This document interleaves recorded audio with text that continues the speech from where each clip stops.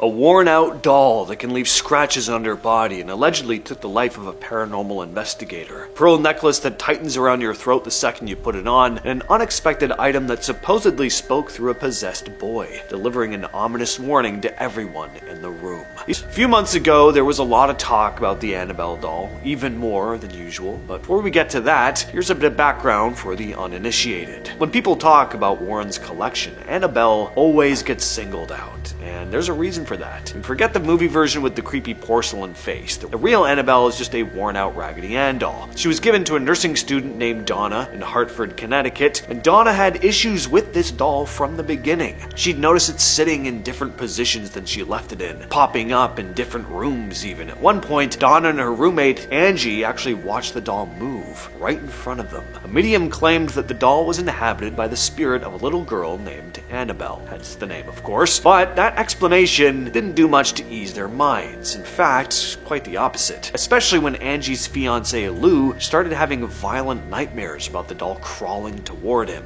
Then he woke up one night with 4 deep scratch marks across his body. That's when a priest brought in Ed and Lorraine Warren, who said it wasn't a child trapped in the doll at all. It was something pretending to be one. What was actually residing inside this doll was a lot more sinister, demonic even. So they sealed the doll in a glass case where it famously has sat for years. Even locked up though, Annabelle kept her reputation. People who mocked her reportedly ended up in serious accidents. Fast forward to recently, and the name popped up again after Dan Rivera, a paranormal investigator, died while touring with the doll. Rivera worked with the New England Society of Psychic Research, the group that inherited the Warrens' cases and artifacts after Ed and Lorraine Warren passed away. By all accounts, he took the work seriously and had been involved for years. 2024, he joined their Devils on the Run tour, where Annabelle was taken on the road and displayed at scheduled stops. For people who were into the paranormal, this was a pretty big deal, since the doll is infamous for causing harm to people who touch it. While the tour was passing through Gettysburg, Pennsylvania, Rivera was found dead in his hotel room. He was just 54 years old. At first, almost no details were released, and that gap created a vacuum. People immediately started connecting his death to Annabelle. Didn't help that Gettysburg has, of course, quite the haunted reputation of its own. Eventually, the coroner's report came out. Rivera died of natural causes associated with heart issues. There were no signs of foul play, no unexplained injuries, nothing suspicious medically. Still, some people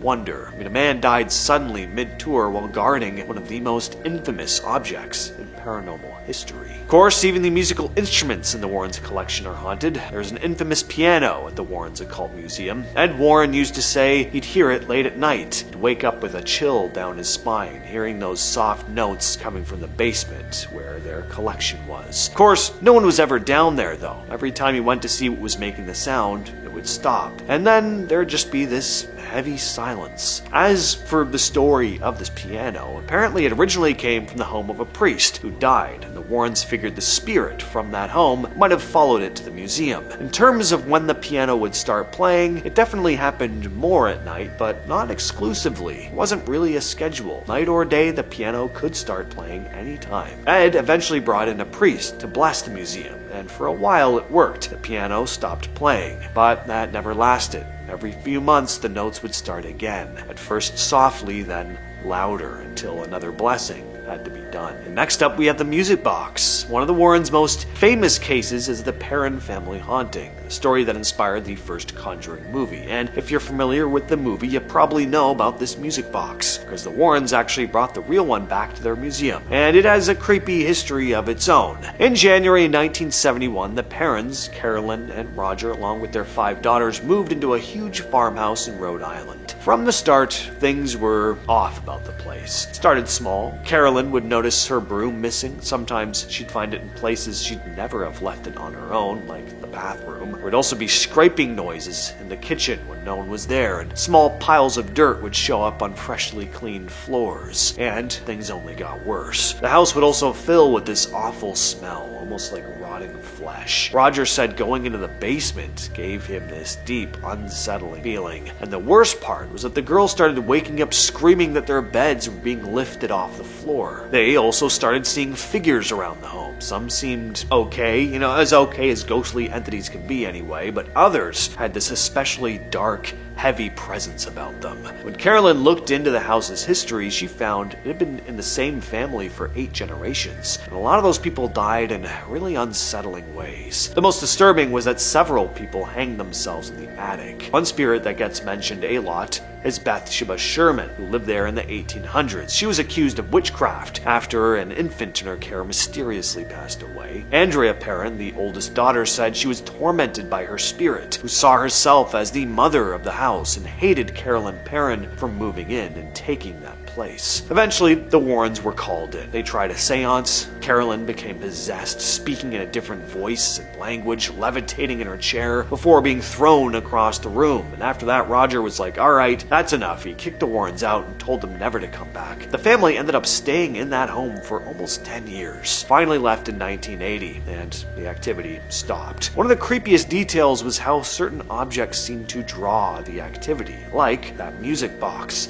Sometimes it would start playing on its own. Warrens took a bunch of items back to the museum, including the music box, which according to them would still occasionally play by itself. There is a piece of jewelry in the Warrens' collection with a serious reputation too. I mean, you'd think a simple pearl necklace would be harmless, but the pearls of death proved otherwise. According to the Warrens, the moment a woman put it on, she suddenly clutched at her throat, as if the pearls themselves were constricting her. Breathing became nearly impossible. All the color drained from her face, but as soon as the necklace was ripped off, she was fine. According to the Warrens, this wasn't just a freak coincidence. This was the result of some kind of deliberate curse. On their museum tours, they'd talk about how objects like this can be used as vessels for dark energy. Just like a priest can bless a cross or statue to channel positive power, someone can perform rituals to embed negative energy into an item. The pearls of death were one of those objects, designed to harm anyone who touched them. So the Warrens kept it in their collection, locked safely away. Tony Spera, the Warrens' son-in-law, often said that handling the pearls, though, even briefly, would bring this overwhelming sense of dread. And the last object on the list is something completely unexpected, but before we get to it, we'll start with a little story. In Brookfield, Connecticut in 1981, a series of events happened that would lead to one of the strangest court cases in history. Debbie Gladsell's 11-year-old brother, David, started seeing an old man in the house that they'd just moved into, a figure threatening their family if they stayed. Now, at first, everyone assumed it was just a kid's imagination, but it didn't take long to realize something far worse was going on. David started having violent nightmares, waking up with scratches and bruises,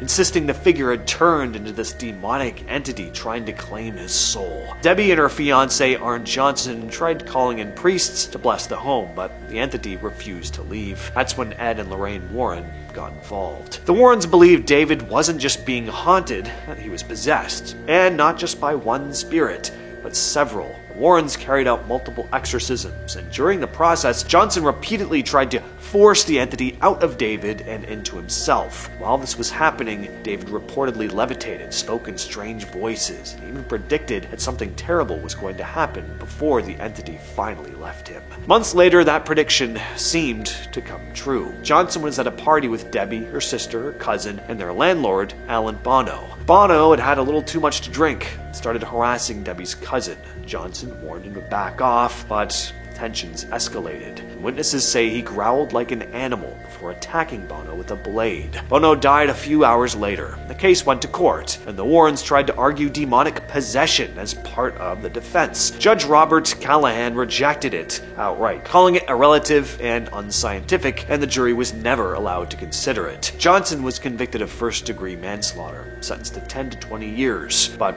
he only served about 5. The trial became infamous as the Demon Trial. Lorraine Warren insisted that David had truly been possessed, supported by 6 priests who'd worked on the case. Today, Debbie and Johnson, now married, continue to back the Warrens' account. But what item did the Warrens have in their collection tied to this case? You'd never guess it. A toy dinosaur. One of the entities that had supposedly possessed young David used the toy to speak its threats, including chilling words like, "You're all going to die." Now that's a version of Toy Story I'd like to see. The unlucky mummy. Now, the moment this object arrived in London, things started going wrong. People didn't just feel uneasy around it, they actually got hurt, careers collapsed, lives unraveled, and even today museum staff avoid standing too close to it for too long. This artifact is known as the unlucky mummy, and despite the name, it isn't actually a wrapped mummy at all. It's a painted wooden coffin board from ancient Egypt, believed to be over 3,000 years old. It once lay directly over the body of a high-status Egyptian woman, designed to protect her spirit for eternity. Instead, many believe it brought something else with it. Shortly after the artifact was acquired in the late 1800s, a series of strange incidents followed. One man who helped transport it reportedly lost an arm in an accident shortly afterwards. Another suffered financial ruin, and a photographer who attempted to capture images of the board later claimed the woman's face appeared to change expression in the photos, shifting from calm to enraged. Museum workers began whispering that being near it caused sudden illness, fainting, or overwhelming dread. Some refused to touch it altogether. Others insisted the atmosphere around it felt very heavy, as if the air itself was pressing inwards. What makes this relic especially disturbing is that ancient Egyptians believed coffin boards weren't decorative, they were magical. They were meant to act as a replacement body, a spiritual anchor for the soul, and if disturbed, the soul could become hostile, confused, or vengeful. Over time, the artifact gained such a reputation that rumors emerged claiming it had been connected to disasters far beyond the museum, including shipwrecks and unexplained demises of people who merely studied it too closely. While historians officially deny those connections, the artifact is still displayed behind glass, rarely moved, rarely discussed in depth. Even skeptics admit something about its history is just very uncomfortable. Otzi the Iceman's copper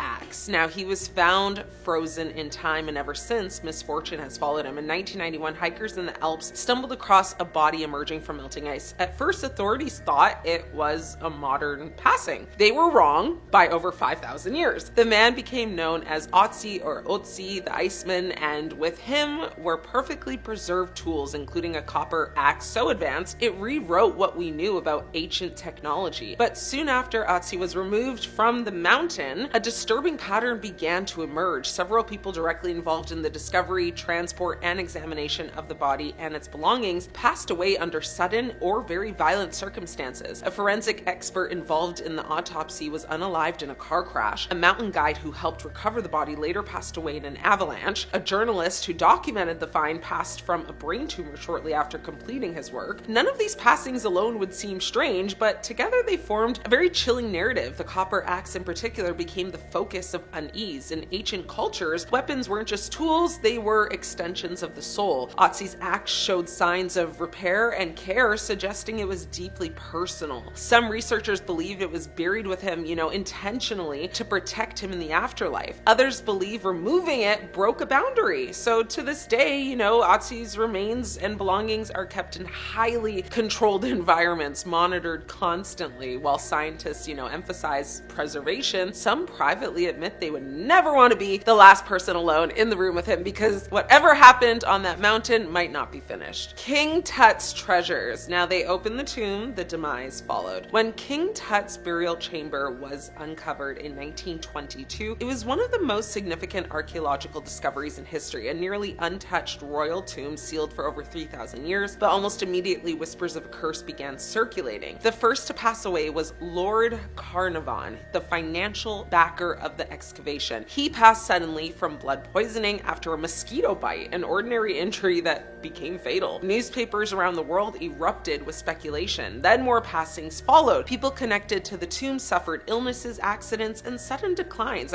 Some passed on young, others experienced long, unexplained sickness. Ancient Egyptian tombs often contain warnings, not always literal curses, but symbolic threats promising divine punishment to those who disturb sacred ground. And Tut's burial was, filled with ritual objects meant to protect the king. The treasures themselves, though golden shrines, weapons, jewelry, weren't just symbols of wealth, they were religious instruments, kind of with protective magic over them. Even today, curators handle these items with extreme care. Some claim working long hours around them causes headaches, nausea, or even vivid nightmares. Now, rational explanations do exist, of course, but the legend refuses to pass on, because if there was ever never a tomb meant to remain sealed forever, this might have been it. The Terracotta Army's forbidden weapons. Now, thousands of soldiers, all facing forward, all armed, all waiting. The Terracotta Army was built to guard China's first emperor in the afterlife, and according to legend, they're still doing their job. When farmers discovered the army buried beneath the earth, it shocked the world. But what received far less attention were the stories that followed. Workers involved in early excavations reported disturbing dreams. Some claimed they felt watched underground, others refused to continue after tools broke inexplicably or sudden injuries just occurred, and the emperor's burial complex was designed with lethal traps, poisonous substances, and symbolic guardians. Ancient texts warned that disturbing it would invite,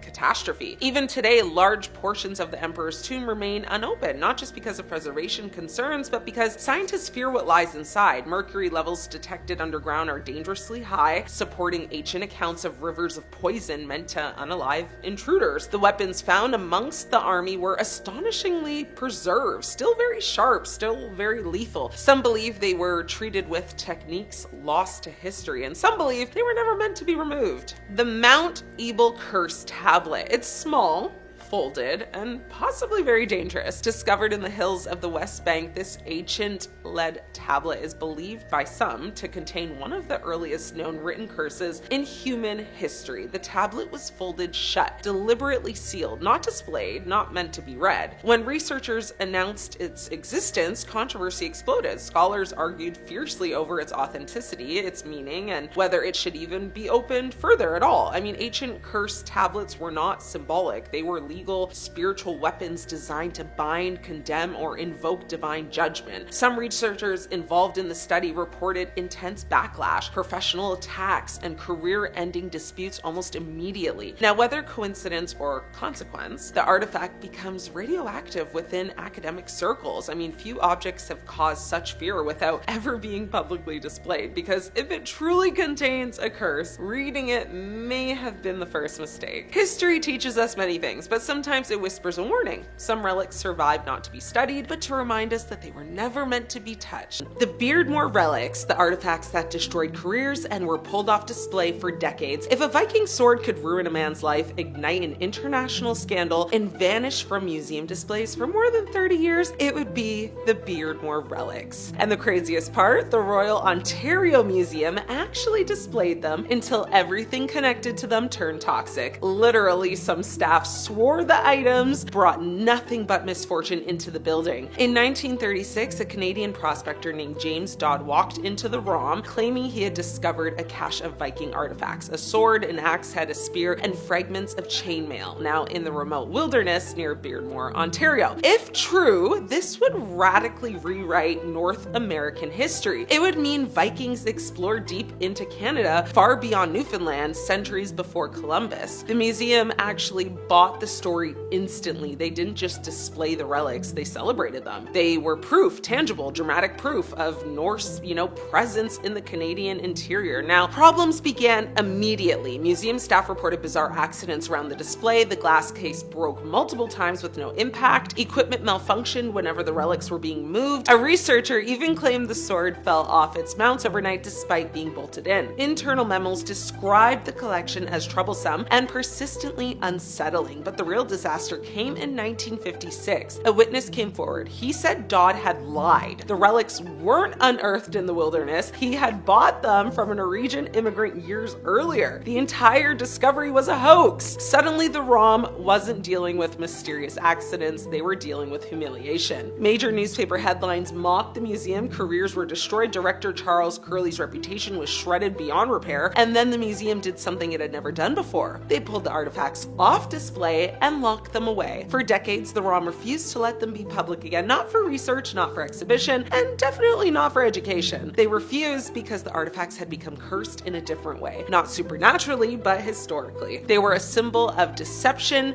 controversy, embarrassment, and institutional failure. Even today, the Beardmore relics exist, but you won't find them proudly displayed in the museum. They are a cautionary tale museums don't like to talk about and often quietly keep out of sight. The Kensington Runestone. that artifact experts call too dangerous to display as fact. Imagine finding a 200-pound stone covered in mysterious Viking ruins in the middle of American farmland, and then watching the academic world implode over whether it's real. Then imagine museums refusing to display it as genuine because doing so would ignite chaos in the historical community. That's the nightmare surrounding the Kensington Runestone. In 1898, a Swedish immigrant farmer named Olaf Oman uncovered a large stone slab tangled in the roots of a poplar tree in Minnesota. Carved into the surface was a chilling message written in Norse runes, a message describing a deadly Viking expedition in 1362 where 10 men were unalived. Now, if authentic, this would rewrite the known history of Viking exploration in North America. But almost immediately, scholars accused the stone of being a hoax. Linguists argued, the ruins were too modern. Historians insisted, the described events made no sense. Archaeologists said it was impossible, yet the stone refused to go away. Every time it resurfaced in a museum, the same thing happened. Audiences flocked to see it, and outraged academics publicly attacked the institution. The Smithsonian famously refused to display it. University museums rejected requests to show it. Even Scandinavian heritage organizations distanced themselves. Why? Well, because if a museum even implied the stone was real, they would be accused of promoting pseudoscience and rewriting history for tourism dollars. So here's the twist. In the last 20 years, several linguists and geologists have actually supported parts of its authenticity, including geological weathering on the rune cuts that seems older than any known hoax's lifetime, basically. The debate is so explosive that most major museums refuse to touch it, not because the stone is cursed, but because the conversation around it is. It destroys reputations, it splits communities, it causes bitter academic feuds that get so intense curators avoid it entirely. Today, the Kensington Runestone sits in a small regional museum, the only place willing to handle the political fallout, but major museums, they refuse to display it to this day. The Maine penny, the artifact that Smithsonians won't display because it shouldn't exist. If there's one Viking artifact American museums treat like radioactive waste, it's the Maine penny, a real 11th century Norse silver coin found in the United States in a place Vikings were never supposed to be. The coin was discovered in 1957 by a volunteer digger at an archaeological site in Maine known as the Goddard Site. At first, no one realized what it was, but when experts examined it, they were stunned. It was a genuine Norwegian coin minted between 1065 and 1093. That meant only one thing. Vikings had traveled all the way to coastal Maine, but instead of celebrating what should have been one of the most groundbreaking archaeological discoveries in North American history, museums panicked. The Smithsonian, which owns the coin, has consistently refused to display it prominently. For decades it was hidden in storage and only shown by special requests. Even now, it is rarely displayed, and when it is, curators attach heavy disclaimers. Why? Well, because the Maine penny terrifies the academic establishment. If real, it means Vikings had trade routes, travel networks, or direct contact with indigenous groups spanning far beyond the documented settlement at Lance aux Meadows. It suggests layers of history that standard narrative simply does not account for, and that's where the curse begins. Anyone who publicly supports the coin's authenticity is mocked, attacked, or written off as fringe. Museums know this. Exhibiting the coin invites controversy, demands for curriculum changes, and vicious public debates. Multiple archaeologists who publicly backed the coin reported losing grants, facing institutional pushback, or being labeled unreliable. So museums chose the safest option, which is just keep the coin at a site, because the Maine penny doesn't just challenge history, it challenges the power structures that decide which history actually counts. The Oseberg ship burial, the Viking artifact so sacred, some museums refuse to display the originals. Now, the Oseberg ship is one of the most breathtaking Viking discoveries ever made, but what most people don't know is that many of the artifacts found inside were considered so spiritually charged, so culturally sensitive, and in some cases so potentially cursed that Norway spent decades refusing to display them. And the reason is haunting. The burial belonged to two high-status women, possibly priestesses, sorceresses, or valor, women believed in Viking culture to hold supernatural powers. Now, when archaeologists opened the burial mound in 1904, they found carved wagon pieces, beautifully decorated sleds, animal remains, preserved textiles, and a serpent-headed carving that terrified some workers. One worker said the serpent head had an expression like it was watching us. Others reported getting sick after handling certain,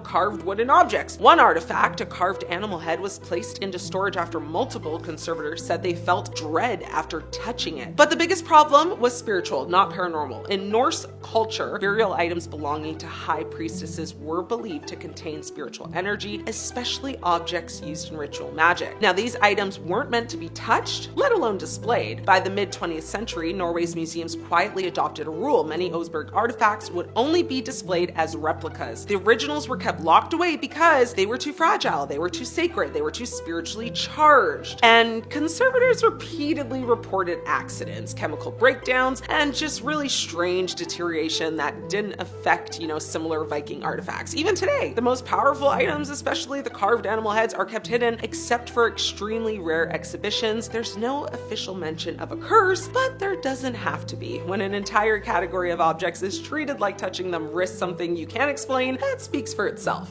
The Lewis Chessmen, the haunted Viking chess set museums locked away. If you think a chess set can't be haunted, you've never heard the stories whispered about the Lewis Chessmen, one of the most iconic Viking-era artifacts ever discovered. Carved from walrus ivory and dating back to the 12th century, these eerie little figures were found buried on the Isle of Lewis in Scotland in 1831. But the discovery wasn't peaceful. The man who found them reportedly had nightmares for weeks. Local folklore says, the pieces moved in the night and brought bad luck to whoever kept them for too long. When the artifacts were acquired by British museums, strange stories didn't stop. A museum archive record mentions staff hearing, clattering inside locked display cases. Another described the knights carved with bulging eyes and biting their shields as disturbing to work with. And the British Museum displayed most of the pieces, but here's the part most people don't know. Several of the pieces were originally kept hidden because curators thought the public would be unsettled by them. Even stranger, for over a century, a smaller group of the chessmen were kept out of sight entirely by the National Museum of Scotland due to ongoing debates about their ownership, their origins, and the persistent folklore attached to them. One former curator claimed he refused to work late in the storage room that held the chessmen because he heard noises like something tapping inside the drawer. Were the pieces cursed, haunted, or just unsettlingly lifelike? Whatever the truth is, museums kept portions of the set locked away for a long time, and even today, some of the most notorious pieces are not always on public display, which only makes them more mysterious and more legendary. These pieces of cursed jewelry destroyed the lives of everyone who wore them. The Hope Diamond, they called it the most beautiful diamond in the world, but those who owned it would have traded every sparkle of brilliance for just a little piece because the Hope Diamond left behind nothing but ruin. The legend begins in the 1600s with Jean-Baptiste Tavernier, a French gem merchant who traveled through India. Tavernier acquired a massive 115-carat blue diamond, which,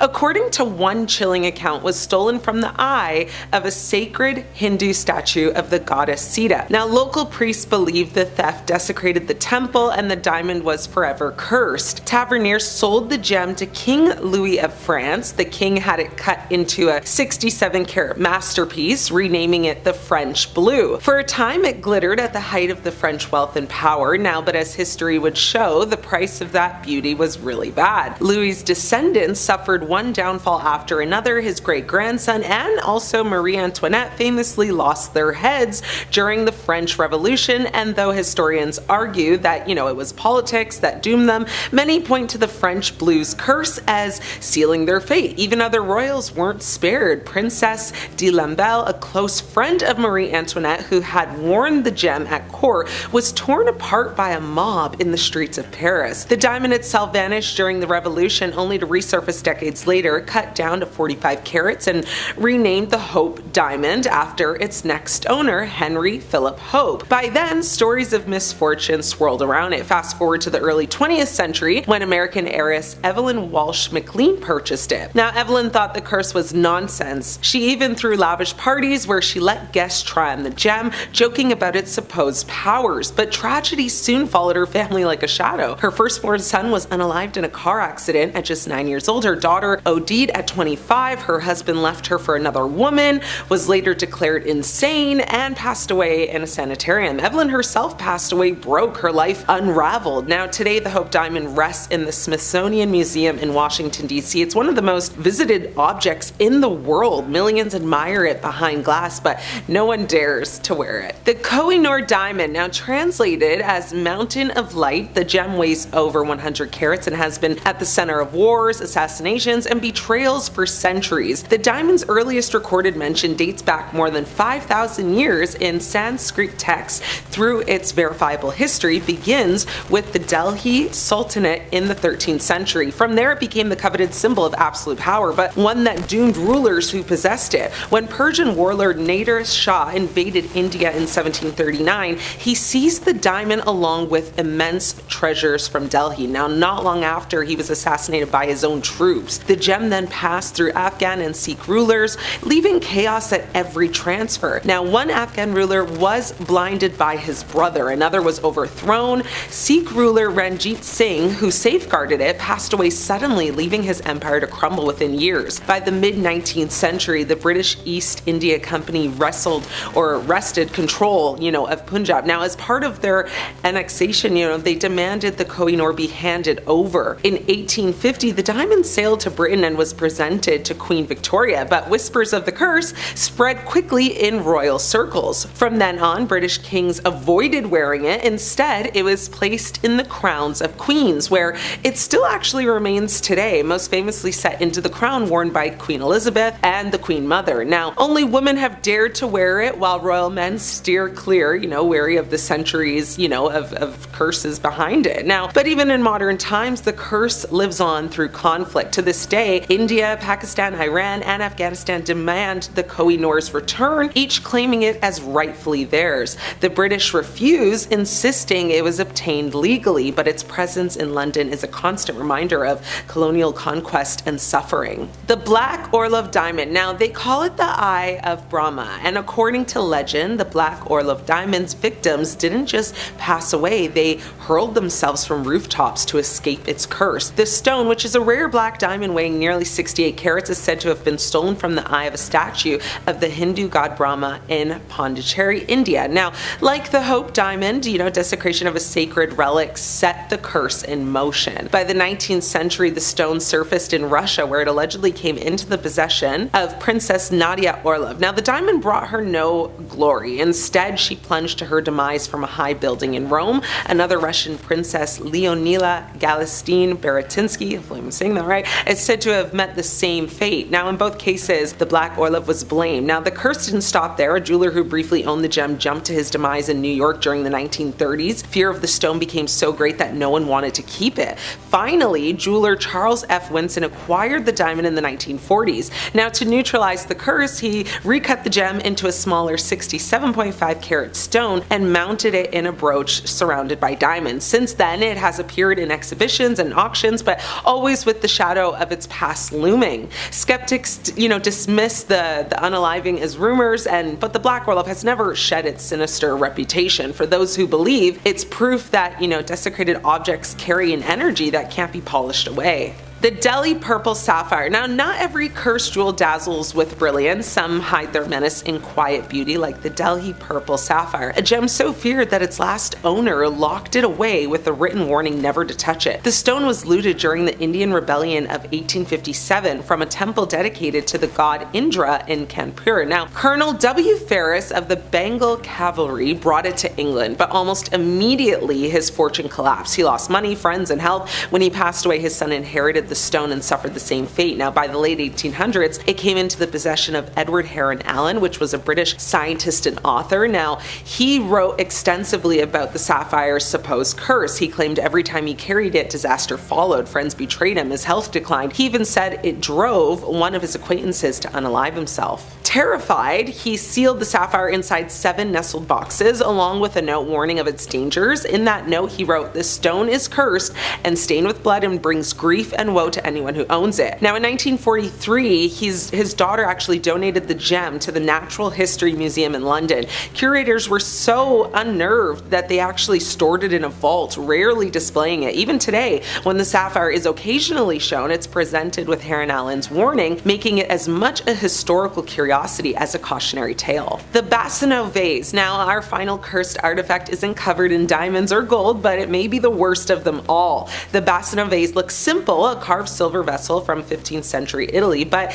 its history reads like a horror story. The vase was supposedly crafted as a wedding gift for a young bride near Naples. Now on her wedding night, she clutched it tightly, but before morning, she was assassinated. Now some say it was her husband, others whisper it was jealous rivals. Whatever the truth, I mean, the vase became an object of doom. For generations, the vase was passed through the bride's family. Each new owner passed away suddenly, often within months of receiving it. Some succumbed to mysterious illnesses, others to violent accidents. By the 1980s, it resurfaced with a chilling note: beware, this vase brings doom. Now, collectors dismissed the warnings as superstition, but soon after buying it, one man passed away within months. A second owner met a violent end as well, and a third passed suddenly, prompting his family to rid themselves of the object. Eventually, the Basano vase was surrendered to the Italian police, who were said to have buried it in an undisclosed location to keep it from harming anyone else. Unlike other cursed jewels, this one has not been displayed in museums. It has simply vanished, hidden from the world, and perhaps, that is the only way to contain it. The Dybbuk box. Paranormal investigator Zach Bagans opened his very own haunted museum in Las Vegas in 2017, which is home to a number of items that supposedly have. One thing that's housed there is the Dybbuk box, a wine box that is said to be so haunted by a Dybbuk, which is an evil spirit who is supposedly able to possess people. In fact, the box served as the inspiration for the 2012 movie The Possession. Now, the item came to fame when it was listed on eBay along with a creepy story about its past, and was eventually donated to Bagans for his museum. Side note, kind of, well, Post Malone? Well, apparently he has actually been cursed by the Dybbuk box. He was at the museum when Bagans decided to take the plexiglass cover from around the box and actually touch it for the very first time. While he was touching the box itself, Post Malone actually grabbed his shoulder, enough apparently to transfer the curse. Now, in the months that followed Post Malone experienced one, his private plane was forced to make an emergency landing after its tires blew off. 2, 3 armed robbers targeted a home in San Fernando Valley that they actually believed to be his,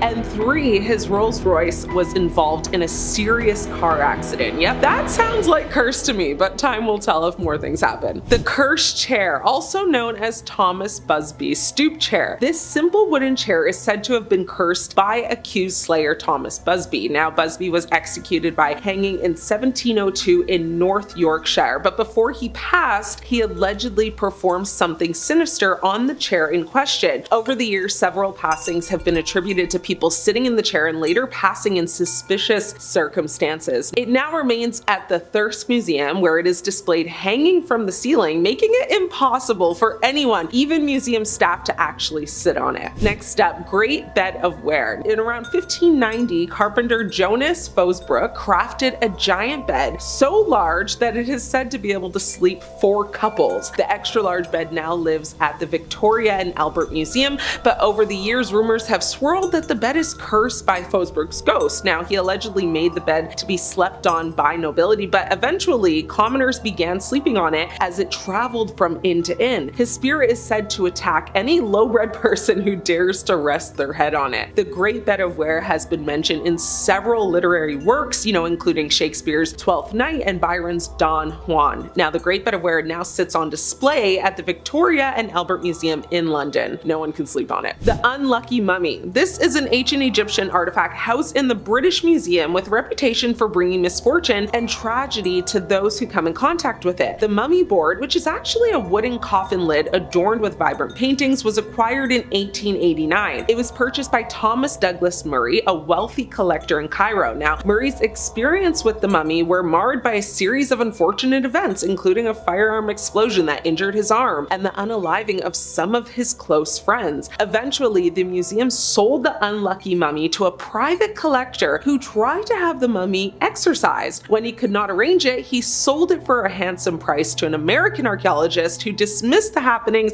as quirks of circumstance. Now, the new owner arranged for the unlucky mummy to be shipped to New York aboard a sparkling new White Star liner about to make its maiden voyage. On the night of April 14th, amid scenes of unprecedented horror, the Princess of Amun-Ra accompanied 1,500 passengers to their demise at the bottom of the Atlantic. Of course, the name of the ship was, dun dun dun, Titanic. So as you can imagine, many people believe the unlucky mummy is the reason the Titanic sank. Photographers who have captured the mummy have reported strange occurrences such as, equipment malfunctions, unexplained noises. Sir Ernest Wallace Budge, the museum's keeper, attempted to mitigate the curse by moving the mummy to a different location, but the misfortunes just continued. The Catskills Crone, the traveling museum of the paranormal and occult, is home to many objects with dubious pasts, and one of the creepiest is known as the Catskills Crone. As the legend goes, a pair of hikers were trekking in the Catskills Mountains when they came across this statue, which has nails hammered into its eyes and a rope around its neck. They took it from the cave where it was found, bad idea by the way,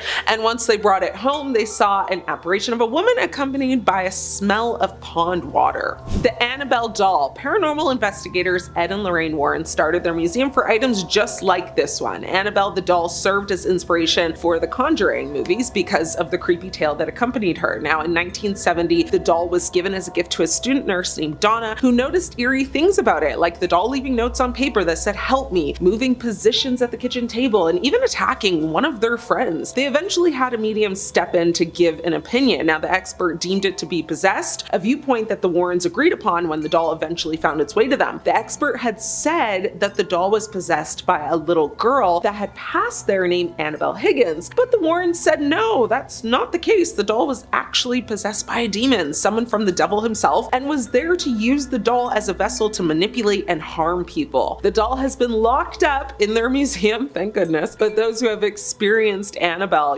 have been known to have experienced very traumatic events in their life, like car accidents, NDEs, and the doll is labeled as extremely dangerous. Well, good, keep that baby locked up then. The Dark Mirror, another object housed at the Traveling Museum of the Paranormal and Occult, is referred to as the Dark Mirror. The person who owned this mirror before giving it to the museum bought it at a psychic fair and said they saw terrible visions when looking at it. It is alleged that the mirror actually reflects the biggest fears of the viewer. People have reported seeing themselves age and disappear when they look into it. Some visitors to the museum have even reported seeing their own perished bodies when they gaze into the mirror. Yikes. The Koh-i-Noor diamond. Now, one of the world's largest cut diamonds is said to hold a centuries-long curse. The Koh-i-Noor diamond clocks in at over 105 carats and is part of the British crown jewels. The diamond once belonged to Ranjit Singh, who founded the Sikh Empire, but it was eventually taken by the East India Company and claimed by the British. The conflict that surrounded the possession of the jewel is said to put a curse on any man who wears it. Luckily, the last few wearers have been women, and they all seem to have remained uncursed. Robert the doll. This doll, apparently even scarier than Annabelle, is a haunted doll that is currently on display at the Fort East Martello Museum in Key West, Florida. According to legend, Robert was once owned by a young boy named Robert Eugene Otto, who received the doll as a gift from a Bahamian servant in the early 1900s. Now, the servant was allegedly skilled in voodoo, and it is believed that she placed a curse on the doll. Robert was terrified of this doll, claiming that it would come to life and cause,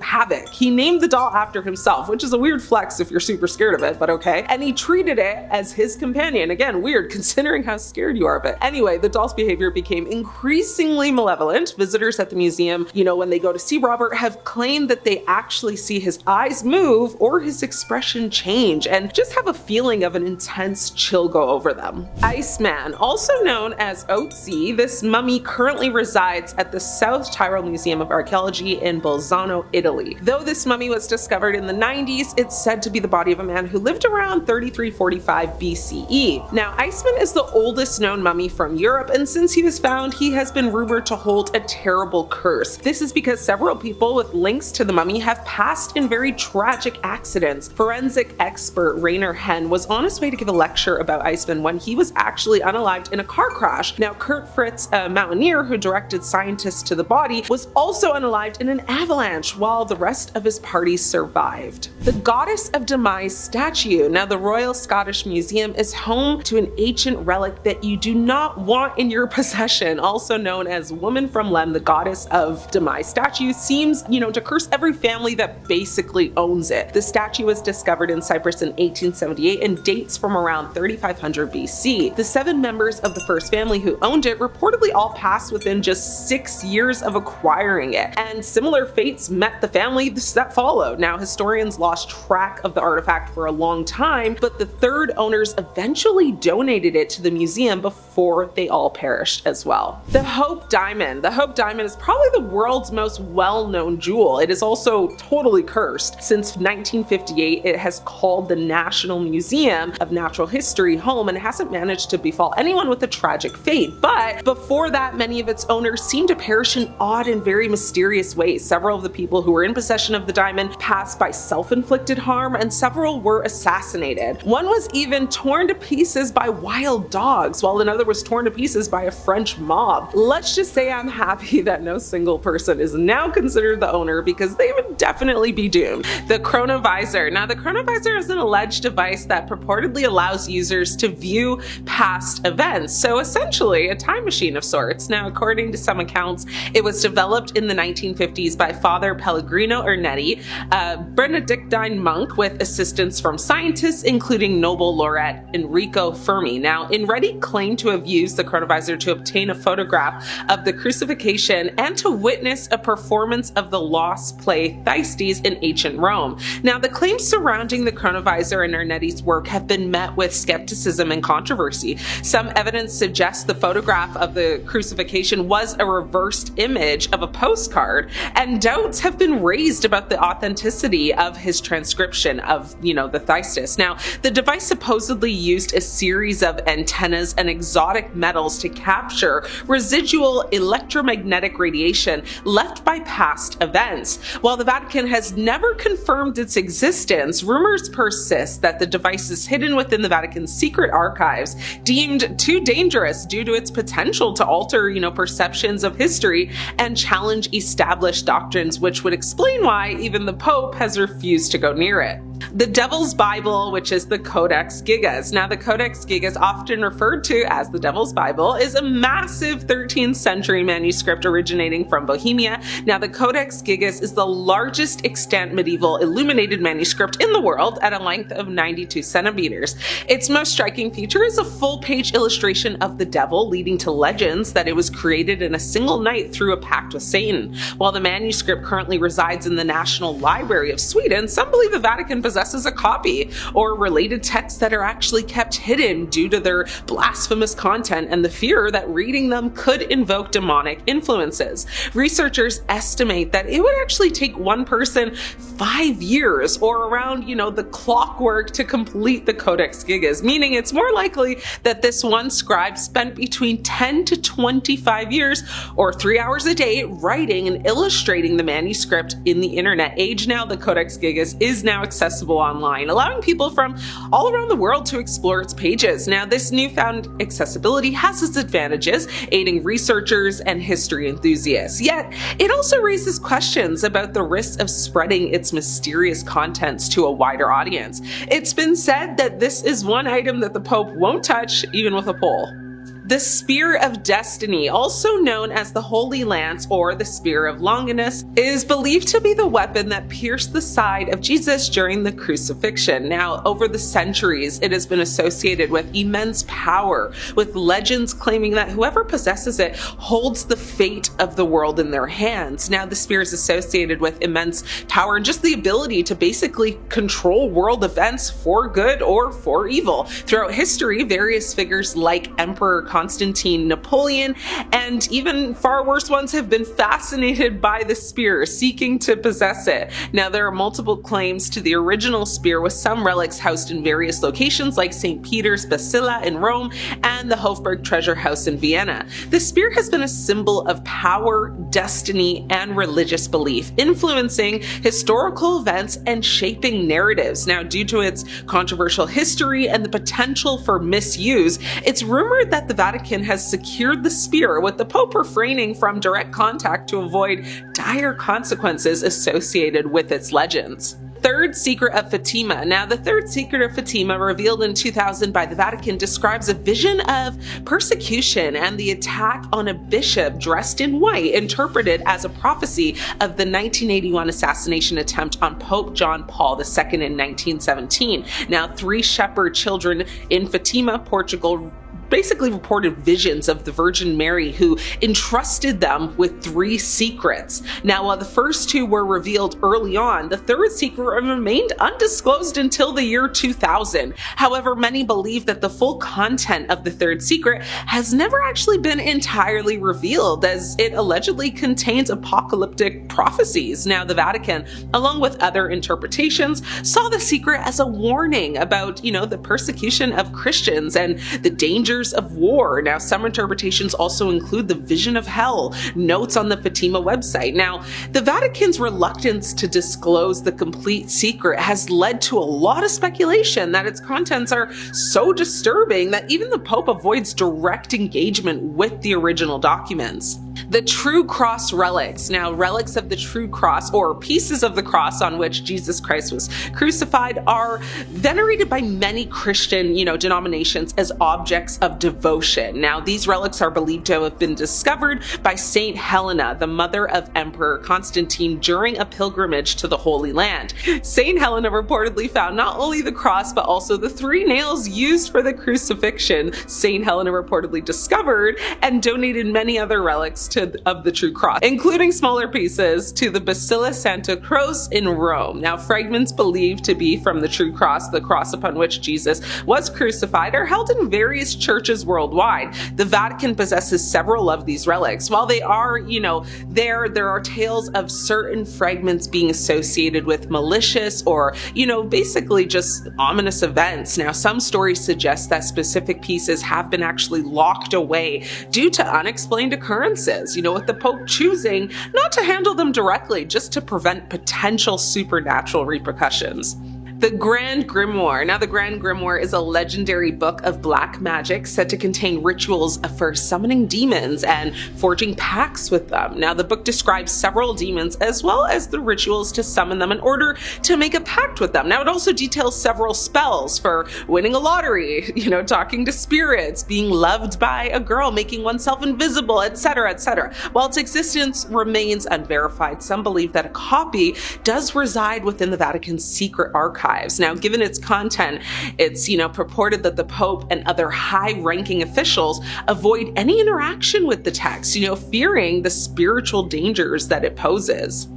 The Shroud of Turin. Now, the Shroud of Turin is a linen cloth bearing the image of a man, believed by many to be Jesus Christ, and is considered a significant religious relic by many people. Now, the cloth is actually housed in the Cathedral of San Giovanni Battista in Turin, Italy. Authenticity has been the subject of much debate, though, particularly after radiocarbon dating tests in 1988 indicated a date range of 1260 to 1390 CE. Which is much later than the traditionally accepted date of Jesus's, crucifixion. Now, the first recorded instance of the shroud was in 1354 in Liry, France. Now, it was presented to the church by a knight named Geoffrey de Charnay, who claimed it was Jesus's burial shroud. Now, in 1389, the Bishop of Troyes, Pierre d'Arcis, denounced it was a forgery. Now, the shroud was later acquired by the House of Savoy and moved to Turin, Italy in 1578. It is now actually preserved in the Royal Chapel of the Cathedral of San Giovanni Battista in Turin. While it is, one of the most studied artifacts in human history, its authenticity does remain debated. The Vatican has been very cautious in its handling of the shroud, with popes, often observing it from a distance during public displays, possibly due to its controversial nature and the mysteries surrounding its origin. The Index Liborium Prohibitorium. Now, the Index of Forbidden Books was a list of publications deemed heretical or contrary to morality by the Catholic Church. The early versions of this index began to appear from 1529 to 1571. In the same time frame, in 1557, the English Crown aimed to stem the flow of dissent by chartering the Stationers' Company. The right to print was restricted to 2 universities, Oxford and Cambridge, and to the 21 existing printers in the City of London, which had between them maybe 53 printing presses. Now, while the index was officially abolished in 1966, copies and related documents are preserved in the Vatican archives. Some of these texts are considered very dangerous and that they remain under strict lock and key, with the Pope even abstaining from reading them to avoid exposure to potentially corrupting ideas. The Papal Tiara of Lucifer. Now, the phrase Papal Tiara of Lucifer is a symbolic association, not a historical fact. It highlights the association of Lucifer, Satan, with the Papal Tiara, a symbol of the Catholic Church's head of state, the Pope. Now, this phrase suggests a connection between worldly power and religious authority, with the figure of the devil often seen as a symbol of evil and rebellion against God. A legend speaks of a Papal Tiara that was crafted but never actually worn, known as the Tiara of Lucifer. It's said to have been commissioned during a tumultuous period in church history and imbued with symbols considered blasphemous. Now, due to its controversial nature, the tiara was hidden away, with successive popes refusing to even acknowledge its existence, let alone wear it.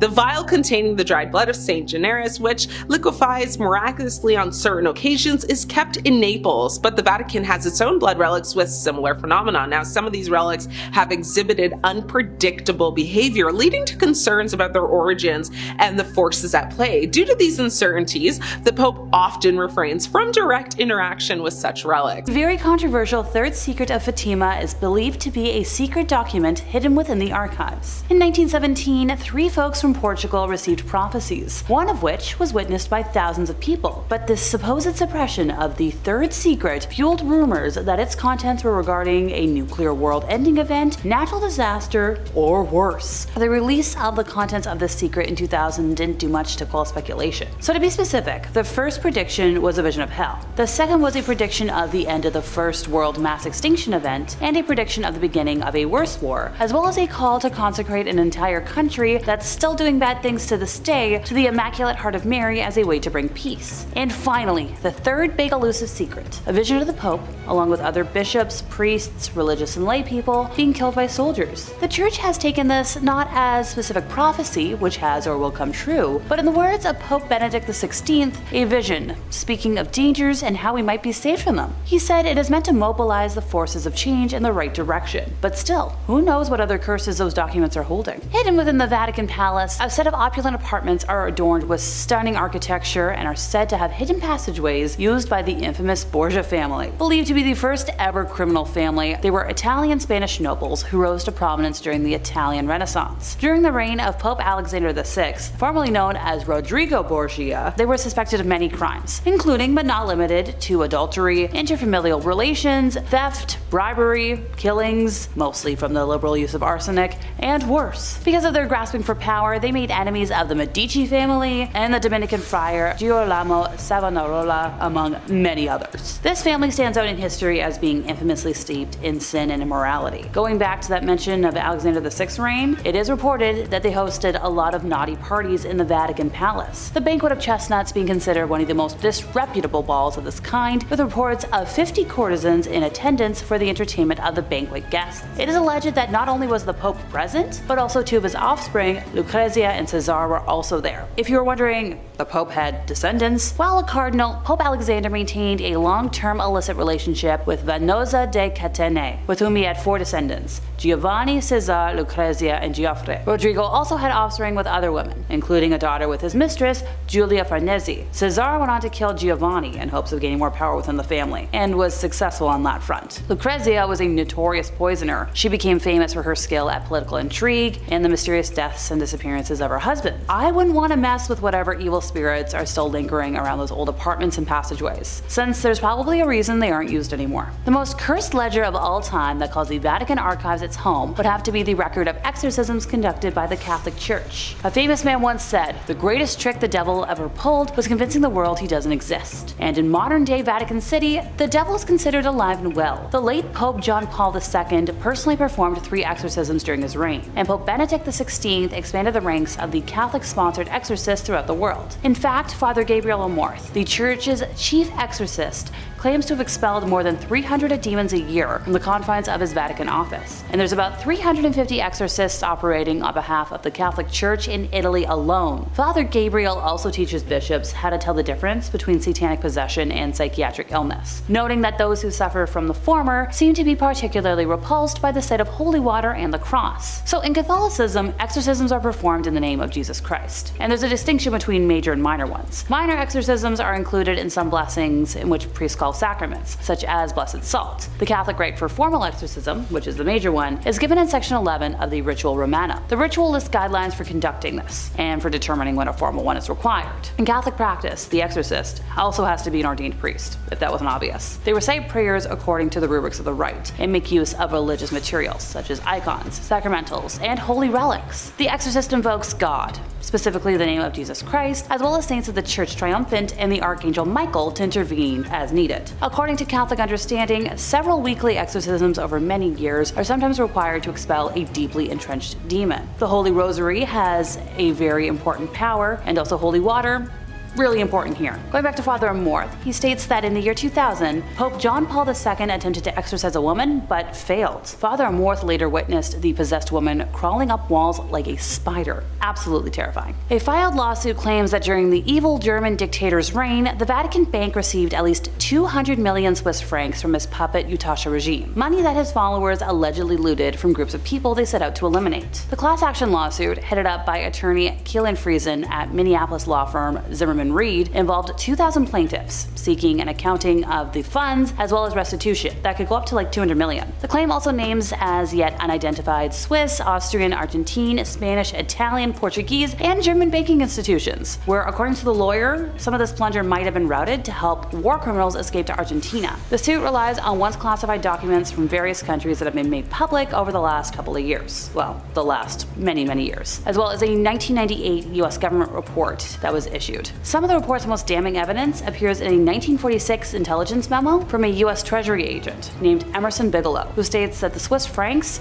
were held in the Vatican for safekeeping. The Vatican has consistently denied allegations of receiving Yahtzee gold, and said its internal review showed no trace of such funds, because you're going to trust the internal review from a bank that actually destroyed their records for 70 years before going public on occasion. One of the reasons the Vatican has been criticized is because it refuses to open its archives. A key figure in helping folks keep this money hidden was Krunoslav Draganovic, a Croatian priest who was the head of the College of San Girolamo in Rome. So men in Croatia who wanted to become priests lived at San Girolamo while studying for ordination, and after the big mass extinction event, the college served as a safe house for the Utashi underground. So it's alleged that Draganovic aided Utashi military and civilian leaders who had been in power in Croatia and committed crimes. Krunoslav's assistance consisted in obtaining false documents and safe passage out of Italy. Experts write that there are allegations that Krunoslav used his Vatican bank connections to launder the gold stolen by the Utashi, and that he was paid for his cooperation. By the way, Krunoslav admitted that in 1945 he had personally moved 40 kilos of Utashi gold to Rome, concealed in packing cases. A request made under the Freedom of Information Act resulted in the 1997 release of Bigelow's report. Criminal conduct described in the report led to the institution of a 1999 lawsuit against the Vatican Bank, filed by survivors and descendants of the Utashi. But the lawsuit was dismissed in 2009 under terms of the Sovereign Immunities Act. Although the legal case no longer stands, there's a lot of moral questions around all of this. Ever since allegations concerning the Vatican Bank and the Croatian plunder became public, there's been a lot of requests to the Vatican to allow access to the archival documents, and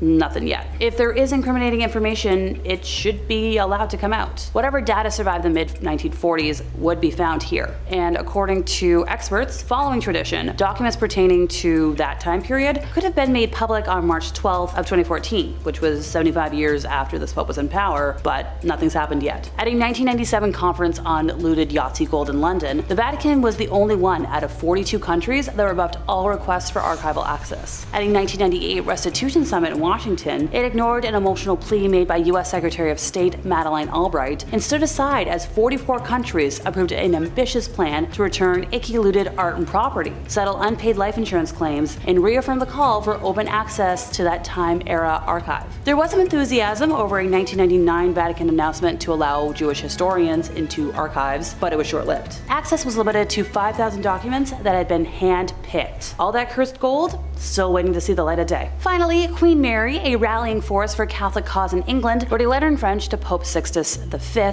from Fotheringay Castle in Northamptonshire in November of 1586. She professed her allegiance to the Catholic Church of Rome and was going against the falsehoods perpetrated by her enemies in England. Now, this letter was written a few weeks before losing her head for her alleged involvement in the plot to take out Queen Elizabeth I. She claimed that the tribunal that condemned her to death was illegitimate, but her claims couldn't save her life or her head. So we're gonna kick things off with a newspaper clipping that was put in a Florida fanzine called Florida Mat Wars. It's like a zine, you know, like really fun. This was in February of 1987. So a picture of Maurice Tillet, better known as the French Angel, was included with the article with the following caption: "Pro wrestler came back from the dead to play chess with a pal." Now, Maurice was a grotesquely deformed professional wrestler with the soul of a poet who could speak 14 languages. Now, he passed in 1955, but here we are. 25 years later, American businessman Patrick Kelly is claiming to have played chess with him from beyond the grave. So before he had passed away, the two guys had often played chess in the businessman's home, you know, just hanging out. Now, these ghostly games began after Kelly bought a computerized chess set. Now, the businessman always played on his library desk, where a plaster cast of, well, our buddy's face just stood. Now, late one evening, the computer deviated from its programmed plays and used an 18th century opening, which was invented by a French master, a play that Maurice had used constantly. Kelly recalled, I played up the game, and next morning realized the computer wasn't plugged in. Now, I thought nothing of it at the time, but a few weeks later, the computer suddenly used a similar opening, and once again, it was not plugged in. So Kelly had the engineers, check the system, and they found the computer would operate without electricity as long as this death mask was near. Now, the businessman had the mask x-rayed for concealed electronic devices, but it was solid plaster. So Kelly says, "When I want a game, I set up the pieces without plugging the set in. If there is no response, I know Maurice is not present. But often in mid-game, the computer will start to play above its normal level, and I know he stopped by. So I pull out the plug and the game goes on." Maybe it's the fact that the plaster once encased a dead person's head, or that we're viewing the expression of a lifeless face, but whatever the reason, death masks are just downright freaky. But they've been popular throughout history. The practice of making death masks has been around since ancient times, and was common well into the 20th century. People used them as models for sculpting, for forensic purposes, for religious ceremonies, and just simply as mementos. Generally, physicians were in charge of creating the cast, and they made sure to do so within the first few hours of a person's death, before bloating and rigor mortis sets in. So thanks to these doctors who embrace the macabre, we can now see the deathbed faces of Napoleon, President Lincoln, Mary Queen of Scots, Beethoven, and many other historical figures. The most famous mask of all is an unidentified woman who was pulled out of the River Seine in the 1880s. Her death mask became a popular decoration in upper-class French drawing rooms and was later used as a model for the face of CPR dummies.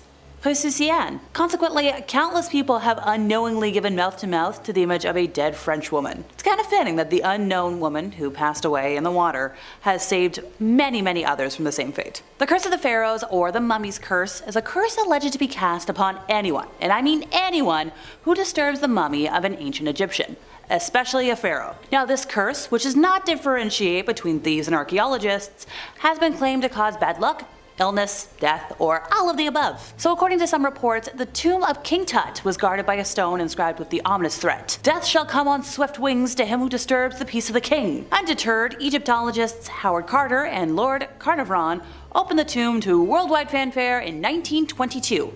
Shortly thereafter, though, strange fates befell those who had entered the tomb.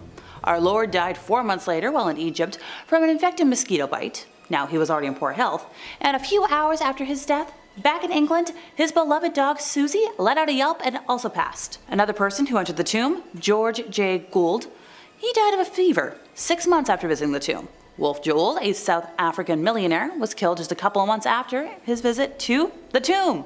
A.C. Mace, a member of the original archaeological team, was killed by arsenic poisoning, and his personal secretary was found smothered in his bed in 1929. But yes, sure, researchers are like, out of the dozens of people connected with the opening of the tomb, most people lived long and healthy lives.